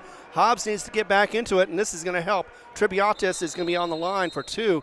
See if he can improve his shooting on the free throws. Samuel Gee got the foul, his first team foul. Looks like they're going to send Kyron Orgain off the court. The officials are. He has some blood on his right hand as Turbiatis will get set to shoot some free throws here. Jairus Turbiatis shooting 57% on the season for the Eagles. Hobbs at half were 2 for 2, 100%, both from Henderson. Hobbs having a little bit of a meeting now at the free throw line. The Carlsbad Cavemen have left the lane for some reason and coming to the sideline. And both sides are. Maybe there's some blood on the floor. I'm not sure. I think they're checking right now. Yeah, they are. Yeah, they're sending a couple guys out with towels there to see where the blood is. And usually you can't just wipe it up with the towel. You got to have some bleach solution or something to clean that up with. The NFHS national rules about that. 4:54 left, third quarter, 21-18. As your Hobbs Eagles trail by 3, but waiting for Turbiatis to get a chance to shoot some free throws and knock it down to a 1-point deficit. But right now, it's been all Carlsbad here in this third quarter. It has been, and unfortunately that is the case. However, they're getting this run early on, so maybe Hobbs can come back in this second half of this third quarter, be able to get back into the game and make a difference. But so far, everything they've done has fallen short. Hopefully Turbiatis will be able to get on the line get his chew and spark a drive, or at least spark a run for the Hobbs Eagles. Yeah, 10-0 run for Carlsbad as we speak. Again, the 2 free throws coming for Turbiantes. Only guy to shoot free throws other than Henderson in the first half. First one is bouncing a bounce to the rim, but going through finally for Turbiantes. He's got 3 points. Hobbs right now with 6 scores in the game. Pena with 5, 4 for Henderson. Now Turbiantes pulls into that third slot with 3, tied with Vega. Second shot for Turbiantes, in and out, no good. High bounce after it went out of the rim. Pulled down to the right baseline by Gee, his 3rd rebound. Cross court right, picked up by Chavarria. Vic gives it back to Gee deep across the timeline to Galindo. Spins against Pena. Coming back to get it is Chavarria at the time stripe, now in the front court. Facing up Pena on defense. Dribbles right, gets a screen from Gossett. Continues to the right perimeter. Up top, slides right to left off the dribble. Fires it back to Gossett. 3 from the right wing. Fade away out the back of the rim. He flops to the floor, no call. Pulled down in the right wing on the rebound by Sullivan, his 8th board. Up top to Galindo. And sends it back to the timeline to Chavarria, guarded by Pena. Dribbles left perimeter, hands it off to Galindo. Stop and go to the free throw line right side. Spins in the paint, turns and fires a shot. Rejected by Pena. He's off to the races. 3-on-2. Comes down the lane. Reverse layup left with one hand off the glass. Counted and the foul. Swatting on him like a fly. Jacob Chavarria comes down on top of Pena, who still has a great job of holding the ball in the air and just glancing it off the rim, or after the glass into the rim. One of the Hobbs Eagles that did so well last week against Clovis. I was hoping he'd do another repeat in this game, and Pena is starting to prove that he can run with the big boys, so to speak, and be able to get those extra points. Chavarria's first personal, 2nd team foul. Pena on the line for the season, shooting 71%, and misses the free throw off his only shot there. Pulled down underneath for Carlsbad by Gee, his 4th rebound. Throws it down the middle of the lane at the other end, going up strong with 2 hands, missing a touch shot is Gossett, and pulled down for the Eagles by Turbiantes. Turbiantes with 5 boards, gives to Soria in the front court, finds Vega right corner, a fadeaway 3, nothing but net. Big time hit for Vega, the sophomore. He's got 2 trays and 6 points. It's a 3-point Eagle lead. Now they're getting the big run that we've been waiting for. Exactly, finally happening, and the crowd that was moments ago very ruckus, very loud, are back to sitting on their hands again and unsure what to do about this as Hobbs is coming back and got the lead. Carlsbad a 10-0 run. The Eagles with a 6-0 run here lately and lead by 3, 24-21. They get some subs on the court. Looks like Orgain got his finger taped up there after leaving with blood just minutes ago. The inbound comes deep baseline, backcourt to Chavarria, double team, sends it to the timeline to Gee. Across to Orgain on the right side perimeter. Try to bounce pass it down the lane, stolen by Soria. Carlsbad with their 9th turnover. To Pena in the front court, right corner. And they're going to say he stepped on the sideline. Coach Ross right in the face of the official to question it. And Ross has said, hey, there was a big gap between his foot and the sideline. That'll be a turn for the Eagles off a call by the official. That'll be the 9th turnover. And it will be some defense for the Hobbs Eagles. Man-to-man full court pressure. Inbound to the baseline for Carlsbad in the hands of Chavarria. He dribbles to the far right sideline, still in the backcourt, to the middle court now. Behind his back, comes across against Soria. On the left perimeter, continues down the lane, goes the rack, reverse layup right side, off the front of the rim, no good. And David with the rebound, left of the lane for the Eagles, his 3rd board. Into the front court off the dribble, finds Pena left wing, thought about an NBA 3, instead of stop-and-go dribble. Shot from the left elbow as he put on the brakes, off the back of the rim, no good. Underneath the hoop is Sullivan for his 9th rebound for the Cavemen. Outlet midcourt to Gee. Gee will come across against Turbiantes, 2:47 left, 3rd quarter. Carlsbad down by 3. Sends it to the left wing. Ontiveros, back up top to Gee. Gee takes a screen, fires a 3, in and out, no good. Rebound underneath by Malachi David for the Eagles, his 4th board. Sends it across to Vega, goes backdoor to Turbiantes and lays it in with 2 hands on the left side. Turbiantes now has 5 points. 26-21, the Eagles by 5. Couple of touch passes for Carlsbad. Coming down the right side of the lane is Orgain. Goes backdoor to Ontiveros. He puts up a little tip shot, and it looks like David might have goaltended on that one. No, that was Turbiantes that slapped it away, but the ball was coming down to the hole. And he tried to get it before it went down. Unfortunately, sometimes your timing isn't all that great, and goaltending is the charge. 26-23, Hobbs by 3, a timeout for the Cavemen. 2:17 remaining here in the 3rd. This thing's been going back and forth in the 3rd. We'll be back in 30 seconds on the Hobbs Eagle Network.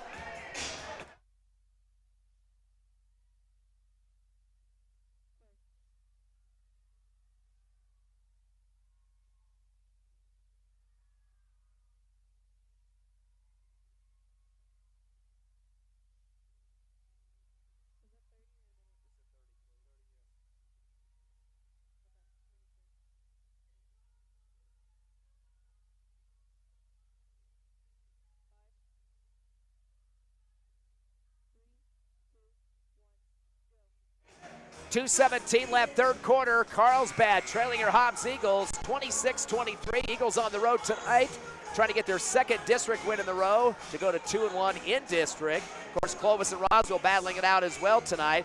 Other numbers in this game, rebounding, leading is Carlsbad 20-18. Hobbs with a total of 9 turnovers and 9 for Carlsbad, so dead even in that negative category there. Hobbs shooting 3 of 5 from the charity stripe for 60%. They were perfect at the half, 2 for 2. Kyron Orgain doing a good third quarter for Carlsbad, has all 6 of his points. But we're starting to see some people picking it up for the Eagles. Turbiatas 3 in the third, a tray for Vega, and 2 points for Pena. Eagle basketball after the timeout, leading by 3. Pena gets a pass and almost fumbled it in the backcourt, thrown behind him by Vega. Puts it to Malachi David, middle of the free throw line. Spins right, turns and throws a shot with one hand off the back of the rim, no good. And pulled down for Carlsbad by Sullivan, his 10th rebound.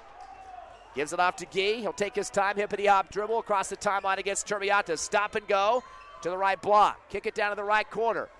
Holding it for a second was Onaveros. Returns it same right side to Gee. Gee gets a screen. Zigzag, runs into his defender, tries to pass as he's underneath the hoop. They called the block foul on Turbiatas. He took a spill.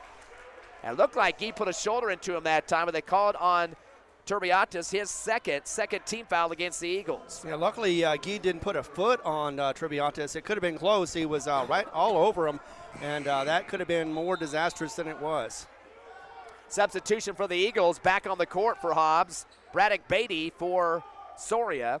And it'll be Carlsbad basketball on the left baseline. That is Kyron Orgain to inbound. Gets it into the right corner to Gee. Gee guarded by Turbiatas. Bounce pass to the right block to Sullivan. Sends it left corner. Galindo for 3 out the front of the rim. Actually, that was Josiah Galindo. No good. Tip back up and in by Kyron Orgain. He's on fire here in the third quarter. He's got 8 points and 3 rebounds all in this quarter. 26-25 Eagles. Payne in the front court. Over to Vega on the right wing in front of the Hobbs Eagle bench. Spins to the back timeline. Comes back to the right perimeter. One hands it back to Beatty at the time stripe. They call a 5-second violation right in front of the Hobbs Eagle bench. And Coach Ross storming out towards the half-court line, and the referee points back to the bench to get him back in the box there. But Ross thought that was a quick 5, didn't like it. That is a turnover, though, for the Eagles. They're 10th of the ball game. Yeah, that's something that I wanted to talk about. But, yeah, unfortunately, for better or worse, caught sleeping over there, caught with 5, and turnover for Hobbs. Parker Henderson returns as Malachi David takes a breather. Of course, Henderson with those 3 fouls. Gio come across the timeline for the Cavemen. Give it off left wing to Galindo. Go over to the right corner to Orgain for a rainbow 3 off the glass. Comes off the front of the rim, no good. Rebound on the right block by Vega. Now we got a rebounding foul call here. Vega will get the board, his 3rd. The foul on Carlsbad. And that's going to go against Shane Sullivan, his 1st, 3rd team foul against the Cavemen. The foul count right now is 4 for the Eagles and 3 for Carlsbad. And both teams still in single digits in this third quarter. 26-25, 1-point Eagle lead as Pena bring it across with 50 seconds left in the third. DeVega left wing, touch pass, Henderson left corner. Gives it Payton on the left wing, and barreling into him, losing his balance was Kyron Orgain to get the body foul. That'll be Orgain's first personal, 14 fouls, so we're even up in the foul counts now. Hobbs ball on that far left sideline. Still leading by 1. Carlsbad matching up man-to-man now. They were showing a 2-3 zone for much of the first half. Inbound to Beatty near the time stripe, returns to Pena left wing. Screen from Turbiatas, stop and go. Going to the right perimeter now is Pena. One hand pass to Beatty, right corner for 3, and right through the threads. Big time tray for Beatty. He's got 5 points. And that's going to be the Eagles' 4th tray of the ball game. 29-25, Hobbs by 4. Pass to the front court, Gossett top of the circle. Bounce it left way to Gee. He fires up a 3, in and out, no good. Ball tipped underneath, pulled down by the Caveman Galindo. Sends it over the right wing to Orgain. Double team with Turbiatas and Pena. Cross court left to Galindo. Back to the left block. Dribbling out of pressure is Sullivan and returns back deep to Gee. Gee will take a spin, top of the circle. Back over to right wing to Orgain. NBA 3 on the way, off the back of the rim. Turbiatas in the rebound at the free throw line and tries to send it to the other rim at the buzzer. It was straight on line, Rob. It just barely clicks off the front of the rim. I'm not sure if they would have counted that if it would have gone through anyway. I think it was a split second too late. Either way, it looked like it was a really good shot. Otherwise, just came off the front of the rim. It did hit the back. It hit the rim, but unfortunately wasn't able to get in. Again, though, I don't think it would have counted. Eagles got 11 points in the third. A total of 14 for Carlsbad. Hobbs up by 4 as we head to the finale. 29-25, Eagles over the Cavemen. We'll take a 30-second break, get you ready for that fourth quarter next on the Hobbs Eagle Network.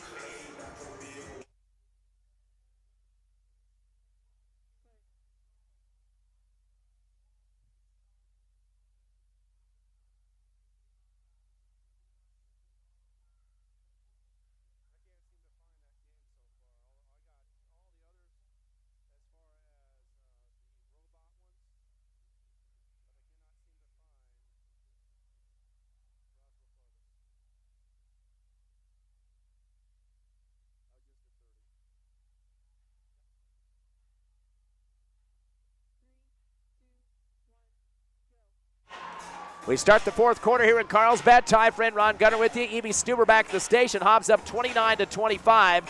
The Cavemen's top scorer, Carmen Orgain, with 8, 5 for Gossett, and 4 apiece for Chavarria and Gee. For your Hobbs Eagles, leading with 7. Abraham Pena, 6 for Vega, and 5 apiece for Beatty and Turbiates. The big question in the game is anybody going to be in double digits with these two teams tonight? At this rate, not so much, but you never know. Payne in the front court, hippity hop, shot from the middle of the free throw line off the front of the rim, no good. Pulled down in the paint for the Cavemen by Gossett, his third board. Get it back to their guard, Chavarria, taking his time now as he comes through the time stripe against Turbiates, dribbling through his legs, crossover. Just slowing down the offense, wanting to see some rotation. Coming over to get it on the left wing, the pass to Gossett, bounce it down to the left block. Holding it for a minute was Gee. Back over to Gossett for 3. Fadeaway left wing, no good. Rebound going to the rack on the left side is Gee. Tries to lay it up, and it gets stuck between the basket and the backboard that time. That was the 5th rebound by Gee. They're going to call the foul, though. I thought they're just going to get the jump ball on that one. They're going to say he was pushed in the back as they call the foul on the Eagles. From behind, Braddock Beatty gets his first team foul against the Eagles here in the fourth quarter. Gee is 1 of 2 from the line, has 4 points. Gee got better position against 2 of the Hobbs Eagles. Thought one of the Eagles was going to be able to get that rebound, but instead, Gee swooped in and got it and almost tried to get that basket as well before he got pushed in the back. They were 5 of 10 from the line before that free throw. Making it is Gee. He's got 5 total now. 29-26, Eagles by 3. One more opportunity here for Gee. It's a very low-scoring ball game. Second shot off the back of the rim goes high. Underneath the net that time, Turbiates will rip it down. That's his 7th rebound of the ball game. Throws it across to Payne on the right wing. Back deep to Clay, who just checked in for the Eagles near the timeline. Josiah Clay to Beatty on the left wing. He's going to fire up an NBA 3. No defender came out, hits hard at the back of the rim. Henderson trying to chase it down to the right corner, cross court there. And the ball tipped out last by Carlsbad. Samuel Gee getting a piece of it, but good effort there for Henderson coming from the lane to sprint to that right corner to try to get the ball. Exactly. He may be tall, but he's also deceptively fast as well. Inbounding is going to be Clay on the right base. Chucks it back deep to Beatty. Has to jump high in the air at the timeline. Get back to Clay on the right wing. Jab step. Few dribbles the right corner. Wraparound pass to Henderson. Hook shot from the right block. Comes off the left rim, no good. And Orgain gets his 4th rebound. Outlet to the middle of the court for the Cavemen to Chavarria. One-hand pass to Gee in the left wing for 3. It swishes it. Gee with his 2nd tray of the ball game and has 8 points. We are tied at 29. In the front court, Pena, top of the circle, double team. Sends it right wing to Clay. Dribbles behind his back, stays outside the perimeter. Comes up top against a 2-3 zone. Back to Beatty on the right wing in front of the Hobbs bench. Dribbles up top himself. Pivots, looking for help. Finds Payne in the left side. NBA 3 on the way. Off the front of the rim, no good. Chased down here on the right sideline by Gee, his 6th rebound. Sends it down court. Layup missed on the right side by Orgain. Rebound for Beatty for the Eagles. He'll slow it down off the dribble. That's Beatty's 1st rebound. Throws it across the timeline to Clay on the right side in front of the Eagles bench. Waiting for somebody to get open. Sails it down to Henderson. Trying to go over 2 defenders to get the ball, and he got sandwiched. Looks like they might get the big kid on him. Garen Gossett, the 6'5" player. Nope, they're not going to get him. They're going to get instead Gee. Gee's 2nd personal, and that'll be the 1st team foul against the Cavemen. Hobbs ball on the right baseline, tied at 29. Beatty to inbound with 6:05 remaining in the 4th. Has to check it back deep. Turbiates high in the air to pull it down near the timeline. Over to left side to Clay. Crossover move, goes baseline. Stop and go, fadeaway jumper from 15, an air ball. Battle over the boards underneath. This time coming down with it is Gossett, and Henderson on top of his back. Henderson throwing his arms in the air towards the official. Better be careful about that. That is going to be the foul on him, his fourth. Second team foul against the Eagles. The Carlsbad fans can taste blood in the water. They want the big man to take a seat. Not quite yet, though. Yeah, exactly. But on the other hand, Henderson does have a point. Exactly what does he have to do to be able to avoid that foul call? 5:50 left, fourth quarter. We're tied at 29. Jacob Chavarria in the front court. High pass down to the right wing to Orgain. Drives to the corner. Wrap around to the left block to Sullivan. Lost the ball, gets it back, though. Triple team against him. Underhands it to the left wing to Gee. Back deep to the timeline to Chavarria, left side. From the scorer's table. Cross court right to Orgain. He'll just hold it for a second here. He's waiting for a screen from Gossett. And now we got a timeout as Coach Zumbern walks out a couple of steps on the court and wants to talk to his team. And he'll take the break here. 5:27 left here in the fourth. We are tied at 29. And Ron, talk about some of those sponsors we have for Hobbs Eagle basketball on the internet and the radio. Absolutely. Without these guys, we would not be on the air. First American Bank of Hobbs, Forest Tire, Hobbs Express, Elite Home Healthcare, Lee County State Bank, Lasco Construction, The Coffee House, Devon Energy, TDS, Thriftway, NMR Pipeline, The Model, Ambersand Media and Design, along with Hydrotech Services and Divine Energy Services. Once again, thank you very much for the sponsorship. And we're trying to think of what a good prize would be for the first player to get in double figures in this game. Getting close on the Carlsbad side, Carmen Orgain. He's got 8 points so far, and 8 as well for Samuel Gee. Those are the two contenders for the whatever the big prize is. Just like that big game coming up on Sunday, right? And then exactly. Hobbs Eagles have some guys in contention. They don't have 8 yet, but Abraham Pena does have 7. Vega was 6, and 5 apiece for Beatty and Turbiatis. And I don't know if either team cares about who gets in double digits. They just want to get a win on the scoreboard no matter how slow this game is. I don't know who that kid is over there making the moves, but he can dance, and we got him a little bit on vid. 5:27 left, fourth quarter. We are tied at 29. Carlsbad basketball after the Cavemen timeout. Again, this Eagles squad trying to get to 2-1 in district. This would be the first win for Carlsbad. They sit in the basement right now at 0-2.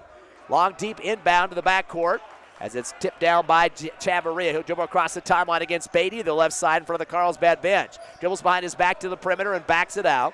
Waiting for that screen from Gossett. No look pass, back door, wide open, a high arching shot from the right glass, putting it through. Shane Sullivan, he's got 4.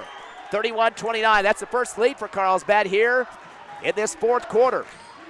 2-point lead with 5 minutes remaining. Beatty in the front court. Trying to get some offense set up. Double screen on the right side as Beatty will get the pass coming to the left on the wing. He spins, goes baseline, lost his footing, fell down. They're going to say he was fall down because he was pushed in the back. Kyron Orgain got him in there that time with a two-hand push. His second personal, the second team foul against the Cavemen. Hobbs basketball on the left baseline, trailing by 2. Yeah, Hobbs needs to go ahead and press the issue if they want to get on the foul line. So far, they haven't had too many shots for Charity. They'll send it back deep to Turbiatis' left wing. Coming back to get it is Vega. He'll drive the left base. Goes the back door to Malachi. David goes high off the glass on the right. Tips it through for 2. David now with 4 points. 31 all. Here come the Cavemen across the timeline is Chavarria far side right.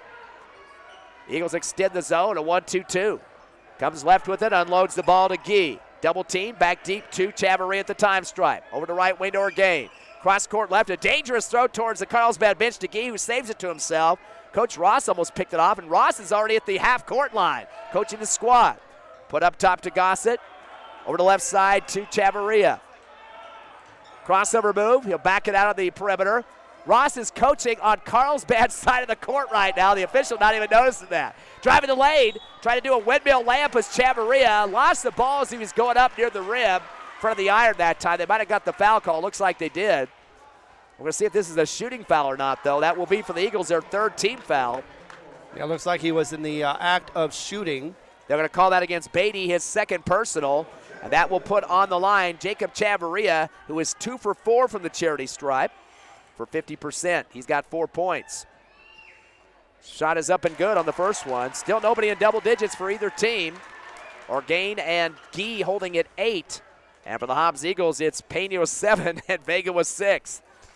Boy, low-scoring ball game, a total of 63 points. And make it 64 as the second free throw good for Chavarria, who's got 6 total. 33-31, Carlsbad by 2, 4 minutes remaining in the fourth. Pena in the front court.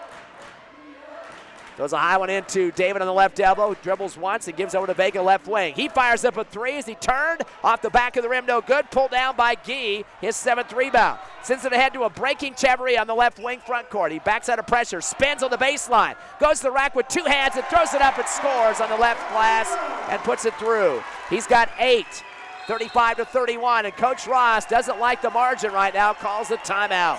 3:35 left, fourth quarter. Carlsbad with their biggest lead here in the fourth by 4, 35-31 over the Eagles. We'll take a 30-second break and come back live on the radio on 95.7 Cool, YouTube, HobbsAmerica.com, and the Cool 95.7 Facebook page on the internet.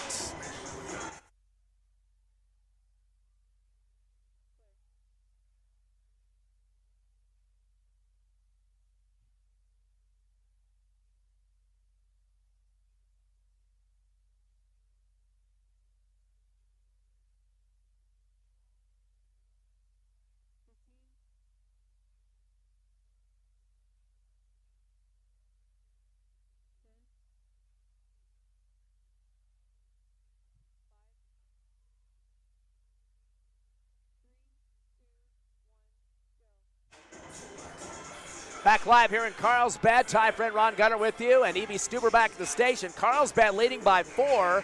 Their best lead in the fourth quarter, 35-31. Looking at the free throws up to this point, Ron, Hobbs still sitting at 3 out of 5 for 60%.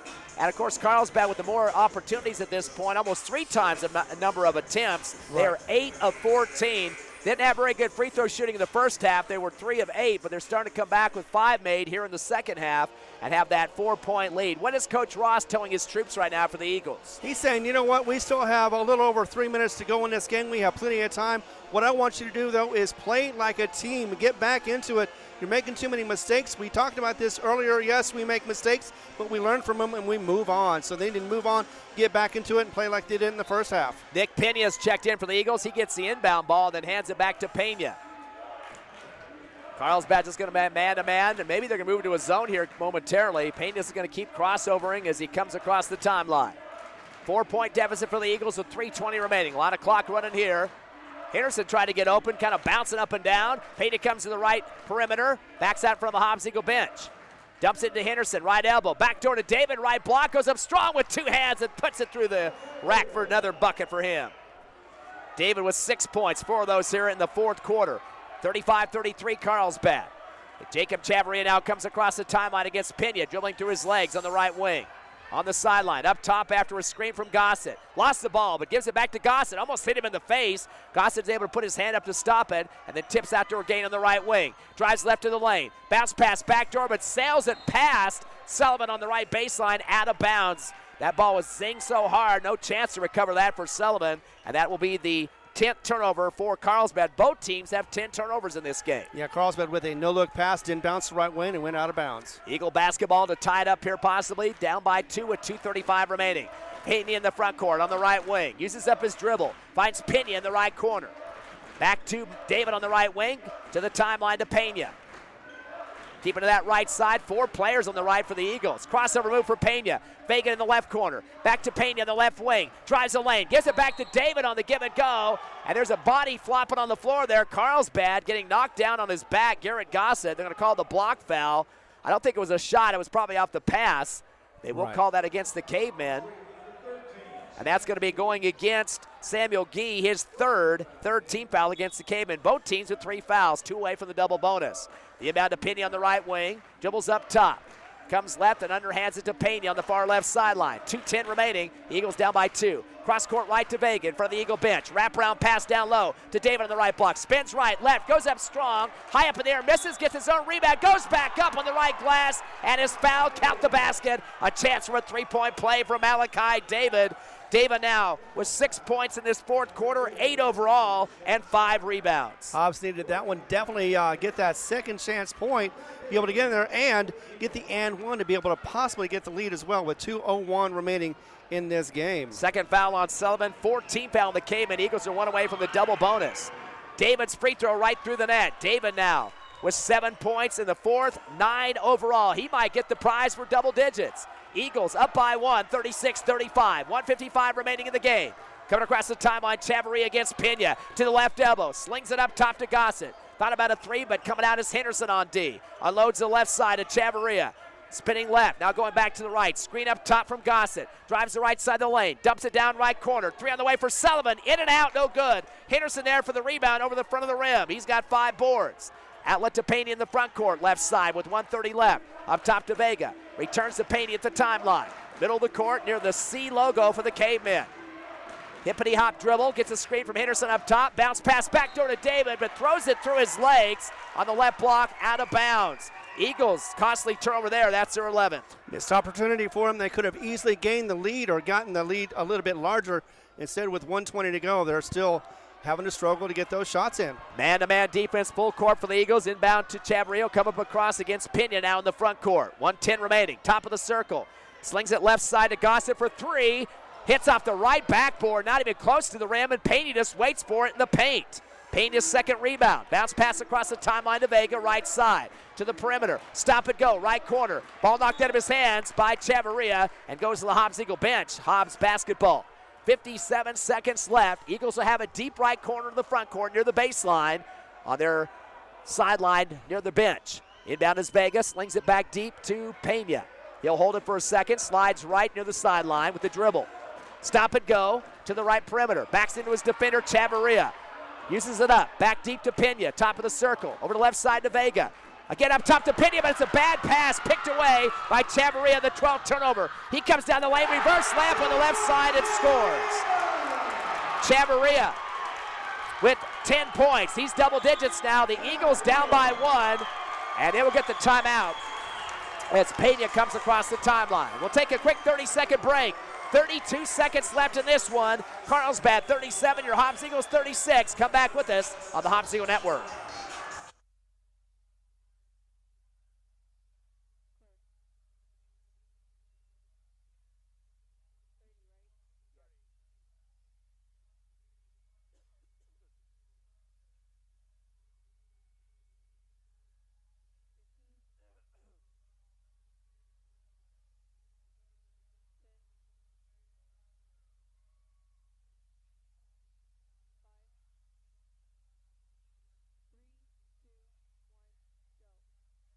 .32 seconds left here in the fourth quarter. Carlsbad leads your Eagles 37-36. First double-digit score in the game, Jacob Chavarria off a steal and a layup. He's got 10 points to lead the Cavemen.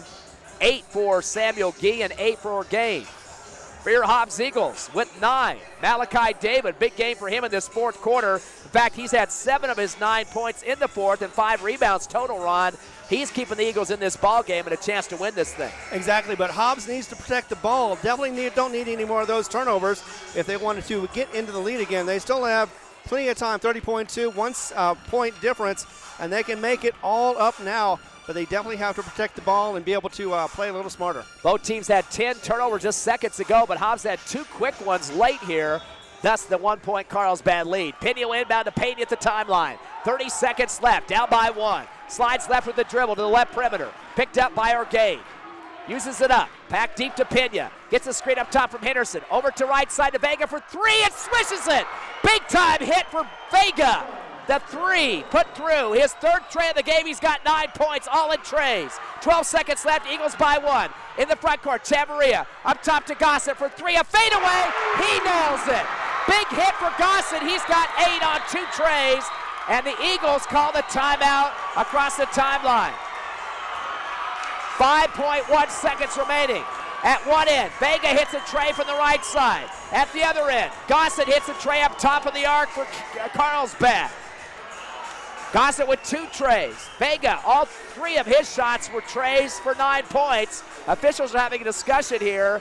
I don't know I know Coach Ross ran to the half-court line to ask about something. I'm not sure what he's getting here. I think he's trying to get time out of the clock. And I think the referees might add some time. We'll wait and see. 5.1 seconds on the clock right now. Right. Hobbs down by 1, 40-39.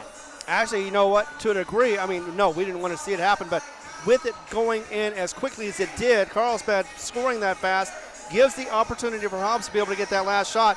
Hopefully they can make it because with who knows how much time, 5 seconds, 6 seconds, they have a 1-point advantage. If at the very least, Carlsbad just does not want to foul anybody, because that would give Hobbs the opportunity to tie it, maybe even surpass that. But right now, Hobbs is just thinking about a 2-point play, being able to get it in there, maybe even draw the foul, and try to secure this victory. Free throw shooters for the Eagles tonight. Abraham Pena 0 for 1. Jairus Turbiatis 1 for 2. Malachi David 1 for 1 here in the fourth quarter. Parker Henderson earlier in the game, first half, was 2 for 2. So not horrible free throw shooting at this point. Not a lot of chances at the line, but some guys that can hopefully stroke one if they need to. One free throw would tie the ball game for Hobbs. 8.4 now is what is on the clock, so they got a little more time, about 3.3 seconds. Yeah, so 8.4, like you said, 40-39. Carlsbad by 1. Live here at Carlsbad's gym. Eagles trying to get their second district. Carlsbad trying to get their first win at an 0-2 record. Hobbs basketball in the backcourt on the near sideline in front of the Carlsbad bench. About halfway up the sideline in the backcourt. Making it inbound, and he will get it into Pena with 8.4. Pena bringing it across the timeline with 7. To the right wing. Drives baseline. Gets double team. Fadeaway jumper from 15 off the side of the rim. No good. Rebound. Pulled down on the left baseline by Orgain. And a foul. That is his 5th. Did they say the time ran out? Yes, they did. They're not going to even have a chance. That was a foul, but that did not stop the clock enough. It runs out here at Carlsbad, and the K-men end up with a 1-point win, 40-39. I thought they were going to have some time left on that one, Ron. I mean, it still would have been Carlsbad basketball for an inbound, but they said it ran out as soon as the foul occurred. So Carlsbad squeaks out with a 40-39 win over the Hobbs Eagles. Cavemen improved to 13-10 overall. They go to 1-2 in district. Hobbs drops to 9-14 as they will drop to 1-2. We will take a 3-minute break, come back with the Hobbs Eagle postgame show live on the radio at Cool 95.7, on the internet, HobbsAmerica.com, YouTube, and the Cool 95.7 Facebook page.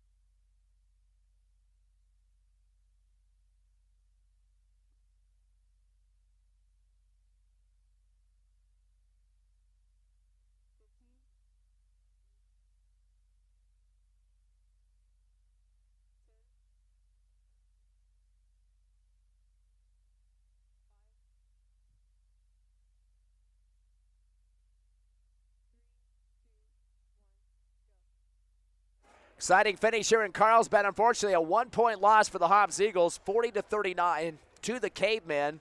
Both teams hitting a big-time three-pointer at each end. Of course, the big kid for Carlsbad getting the final winner, Gossett hitting it for his 8th point of the ballgame, his second tray. And right before him, it was Vega for the Hobbs Eagles, his 3rd tray of the game. All 3 of his shots that went down were three-pointers. He had 9 points, but unfortunately, again, Gossett got the best of him at the top of the arc to win the ball game. And boy, this thing was going back and forth, especially in that 4th quarter, Ron. Throughout this ball game, I mean, the Eagles were actually up first quarter by 4. They were up by 7 at halftime, and things started to change a little bit in that 3rd quarter, but Hobbs seemed to have the kind of a grasp on this game. But so a couple of turnovers about midway or a little bit later in the 4th quarter got that 4-point lead for Carlsbad, and they kind of coasted from there, although the Eagles came back and got another lead after that. But those 3-point shots were about it for the game. Yeah, it was turnovers. It was catching the defense flat-footed for Hobbs that kind of helped out. I mean, Hobbs did try to get its best. I thought with that 8.4 seconds remaining in the game, that they would have had plenty of time to be able to get at least 2 shots off. They were able to get 1, but it wasn't as close as they had hoped it would be. Unable to get that rebound, and Carlsbad was able to walk away basically with the victory. They needed it. It was their first out in district, so now they're 1-2. Hobbs is also 1-2, so both of them really not looking very good, but they still have a shot, an outside shot, although now Hobbs is going to be looking at a losing record unless they can do something in district or a district tournament to be able to turn around, get a couple of victories, and at least get it back to 500. But again, really don't want to talk about that right now. What you want to talk about is the fact that they lost this game. It was very important. They have to go into the next game, Roswell. They lost against them earlier just a couple of weeks ago and try to get back the momentum. Well, in terms of the 1-point differential, as we mentioned, 40-39 the score. Eagles were outscored 15-10 in the 4th quarter. That's the win for the Cavemen. Looking at the numbers in the game, we did get one guy in the whole game that got double digits for either team. That was Jacob Chavarria. Finally got it late in the 4th quarter, had 10 points. He was also a total of 4 of 6 from the free throw line. No rebounds in the contest, but he gets the award for double digits, if there is such a thing. Kyron Orgain finished with 8 points and 5 rebounds. Perfect on the line, 2 for 2. All 8 of his points coming in the 3rd quarter. Samuel Gee finished up with 8. He was 2 for 4 from the line. And the second leading rebounder for Carlsbad was 7. Garen Gossett, who hit the winner for the Cavemen, had 8 points, 2 trays, and 3 rebounds. And that's just about it. Oh, wait, Shane Sullivan had 4 points. He was a leading rebounder, though, with 10 boards, but went 0 for 2 from the charity stripe. 6 scores for the Carlsbad Cavemen. Not very good free throw shooting in this game. 8 of 14 for 52%. They had 10 turnovers. And again, a total of 29 rebounds, 4 better than the Hobbs Eagles, and led by Sullivan's 10 and Gee's 7. 5 for Orgain as well. Hobbs getting very close to double-digit scores. Braylon Vega and Malachi David both finished with 9. Vega getting all of his points on trays. He had 3 of those in the game and had that big one to take the lead late in the 4th quarter. 3 boards for Vega as well. Malachi David with 9, all coming, actually I should say 7 of those in the 3rd quarter, and had a bucket earlier in the game as well. So 9 points and 5 rebounds for Malachi David, looking really good there as the game progressed. Abraham Pena finished with 7, a quiet offensive night for him. 2 rebounds for the Eagles' cause. Braddock Beatty coming off the bench for 5. He had a tray in the contest. Jairus Turbiatis, he had 5 points, went 1 of 2 from the line and 7 rebounds. He was the top boardman for the Eagles. Parker Henderson with 4 points and 5 boards, 2 for 2 on the line. Was straddled with foul trouble, so had to sit some of that 3rd quarter, but still managed to finish the ball game. It was one other score, I believe. Nope, that was it. We had a total of 6 scores in the game for the Eagles. Not a lot of chances on the line tonight, just 4 of 6 for 66%. So that was one area that they would love to have more opportunities to try to get on the scoreboard in this ball game. Eagles had 12 turnovers, 2 more than Carlsbad. Hobbs with 25 rebounds, 4 less than the Cavemen. Turbiatis, the leader, with 7, 5 apiece for David and Henderson.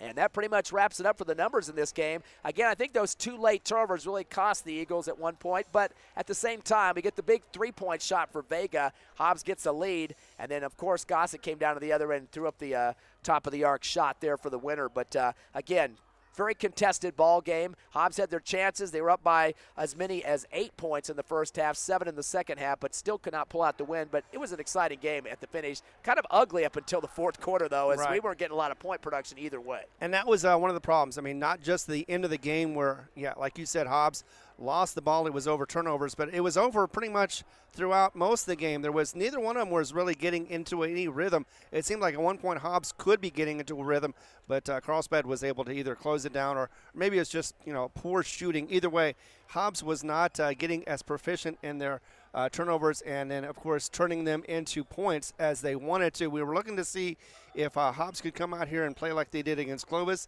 Didn't quite work out. Carlsbad just came up here, just ended up coming back slowly, and at the fourth quarter was able to get that lead and then hold on to it and expand that as well. Next game for the Eagles will be Tuesday night at Tasker Arena, taking on Roswell. They're playing Clovis tonight. We don't have a score update on that one yet. They were tied early in the game, 18-all, but trying to get somebody to catch us up on that game. They are 13-9 on the season. Of course, they beat the Eagles the first game of district, 67-55, a 12-point win. That was the first cycle of the contest between the two. In terms of points for Roswell, they had 3 in double digits. That was Ryland Saraceno with 18, 11 apiece for McCaskill and Palomino in the winning cause. Not very good free throw shooting for Roswell at home, 13 of 23 for 56%, but they did take care of the basketball. Only had 8 turnovers in that ball game in their victory. Hobbs on the other side of the coin had Abraham Payne hitting for 16. He had a couple of trays and perfect 2 for 2 on the line. Jairus Turbiatis with 14 points and 6 rebounds. And a good glass night for Parker Henderson. He finished up with 11 rebounds to lead the Eagles in that game. And one guy who really came off the bench and did a great job and came off the JV squad, Amron Wheeler, he finished up with 9 points and 6 rebounds in his first ever start as a varsity player for the Hobbs Eagles. So there were some guys that stepped up, but the big issue, I know you're going to get ready to say it, was what was wrong with the Hobbs Eagles in that game. No, I know what part of the problem was the fact that they had to adjust because of the injuries and the illnesses as well. But, yes, the big key number that we always talk about from then on, 29 turnovers, and that is hard to overcome, especially when you're not getting them back. In most cases what you see is a turnover. So they go ahead and back and forth about 10 times, and those count, but they don't really count because it doesn't lead up to anything. However, when you got 29 turnovers and they turn up to points for your opponent, that can be very difficult to overcome, and Hobbs just was unable, especially in the fourth quarter when they were turning it over a little bit more. They were a little anemic as far as being able to hold on to the ball, and that just cost them a lot. So hopefully when they come back full strength, it seems, against Roswell in, of course, Ralph Tasker Arena, they can be able to get better, be able to play as well as they wanted to, especially against Clovis, and get back on the winning track. But right now they just have to learn from what they learned tonight, or learn what they did tonight, not repeat it, and then go move forward and try to see if they can continue to get some wins. So that again, Tuesday night, Hobbs taking on Roswell. Pregame show 6:45, the tip-off at 7. We had the final for the Hobbs Lady Eagles tonight, winning at Tasker Arena. Exactly. It was a great game for the Hobbs Lady Eagles. 30-9 was the halftime score, and it finally ended up with a little mercy rule as well. 58-22 was the final. And, not that Coach really cares about this, but overall, his 500th victory as a coach. And, it's amazing because if you talk to him long enough, you can find out that he was actually more involved with the baseball, softball than he was in basketball. His love was in softball. But, as time goes on, sometimes your love changes. And right now he says, you know what, he can't see his life without basketball. And we can see why, because he has been so good, so proficient about getting those victories. So congratulations to the Hobbs Lady Eagles in that win. They are perfect 3-0 in district. I'd like to thank Evie Stuber back at the station. And before we leave, Ron Gunner, myself, Ty Fred, we'd like to run down those sponsors of Hobbs Eagle basketball this season. Absolutely. Without you, we appreciate your help as far as it goes. It's First American Bank of Hobbs, Forest Tire, Hobbs Express, Elite Home Healthcare, Lee County State Bank, Lasco Construction, TDS, Thriftway, NMR Pipeline, The Coffee House, Devon Energy, The Model, Emerson Media and Design, Hydrotech Services, and Divine Energy Services as well. Thank you very much, you guys, for your help and your support. Otherwise, we would not be able to get on the internet or on the radio. Until Tuesday night, 6:45, Hobbs versus Roswell at Tasker Arena. Have a great weekend out there, and thanks for joining in with us tonight.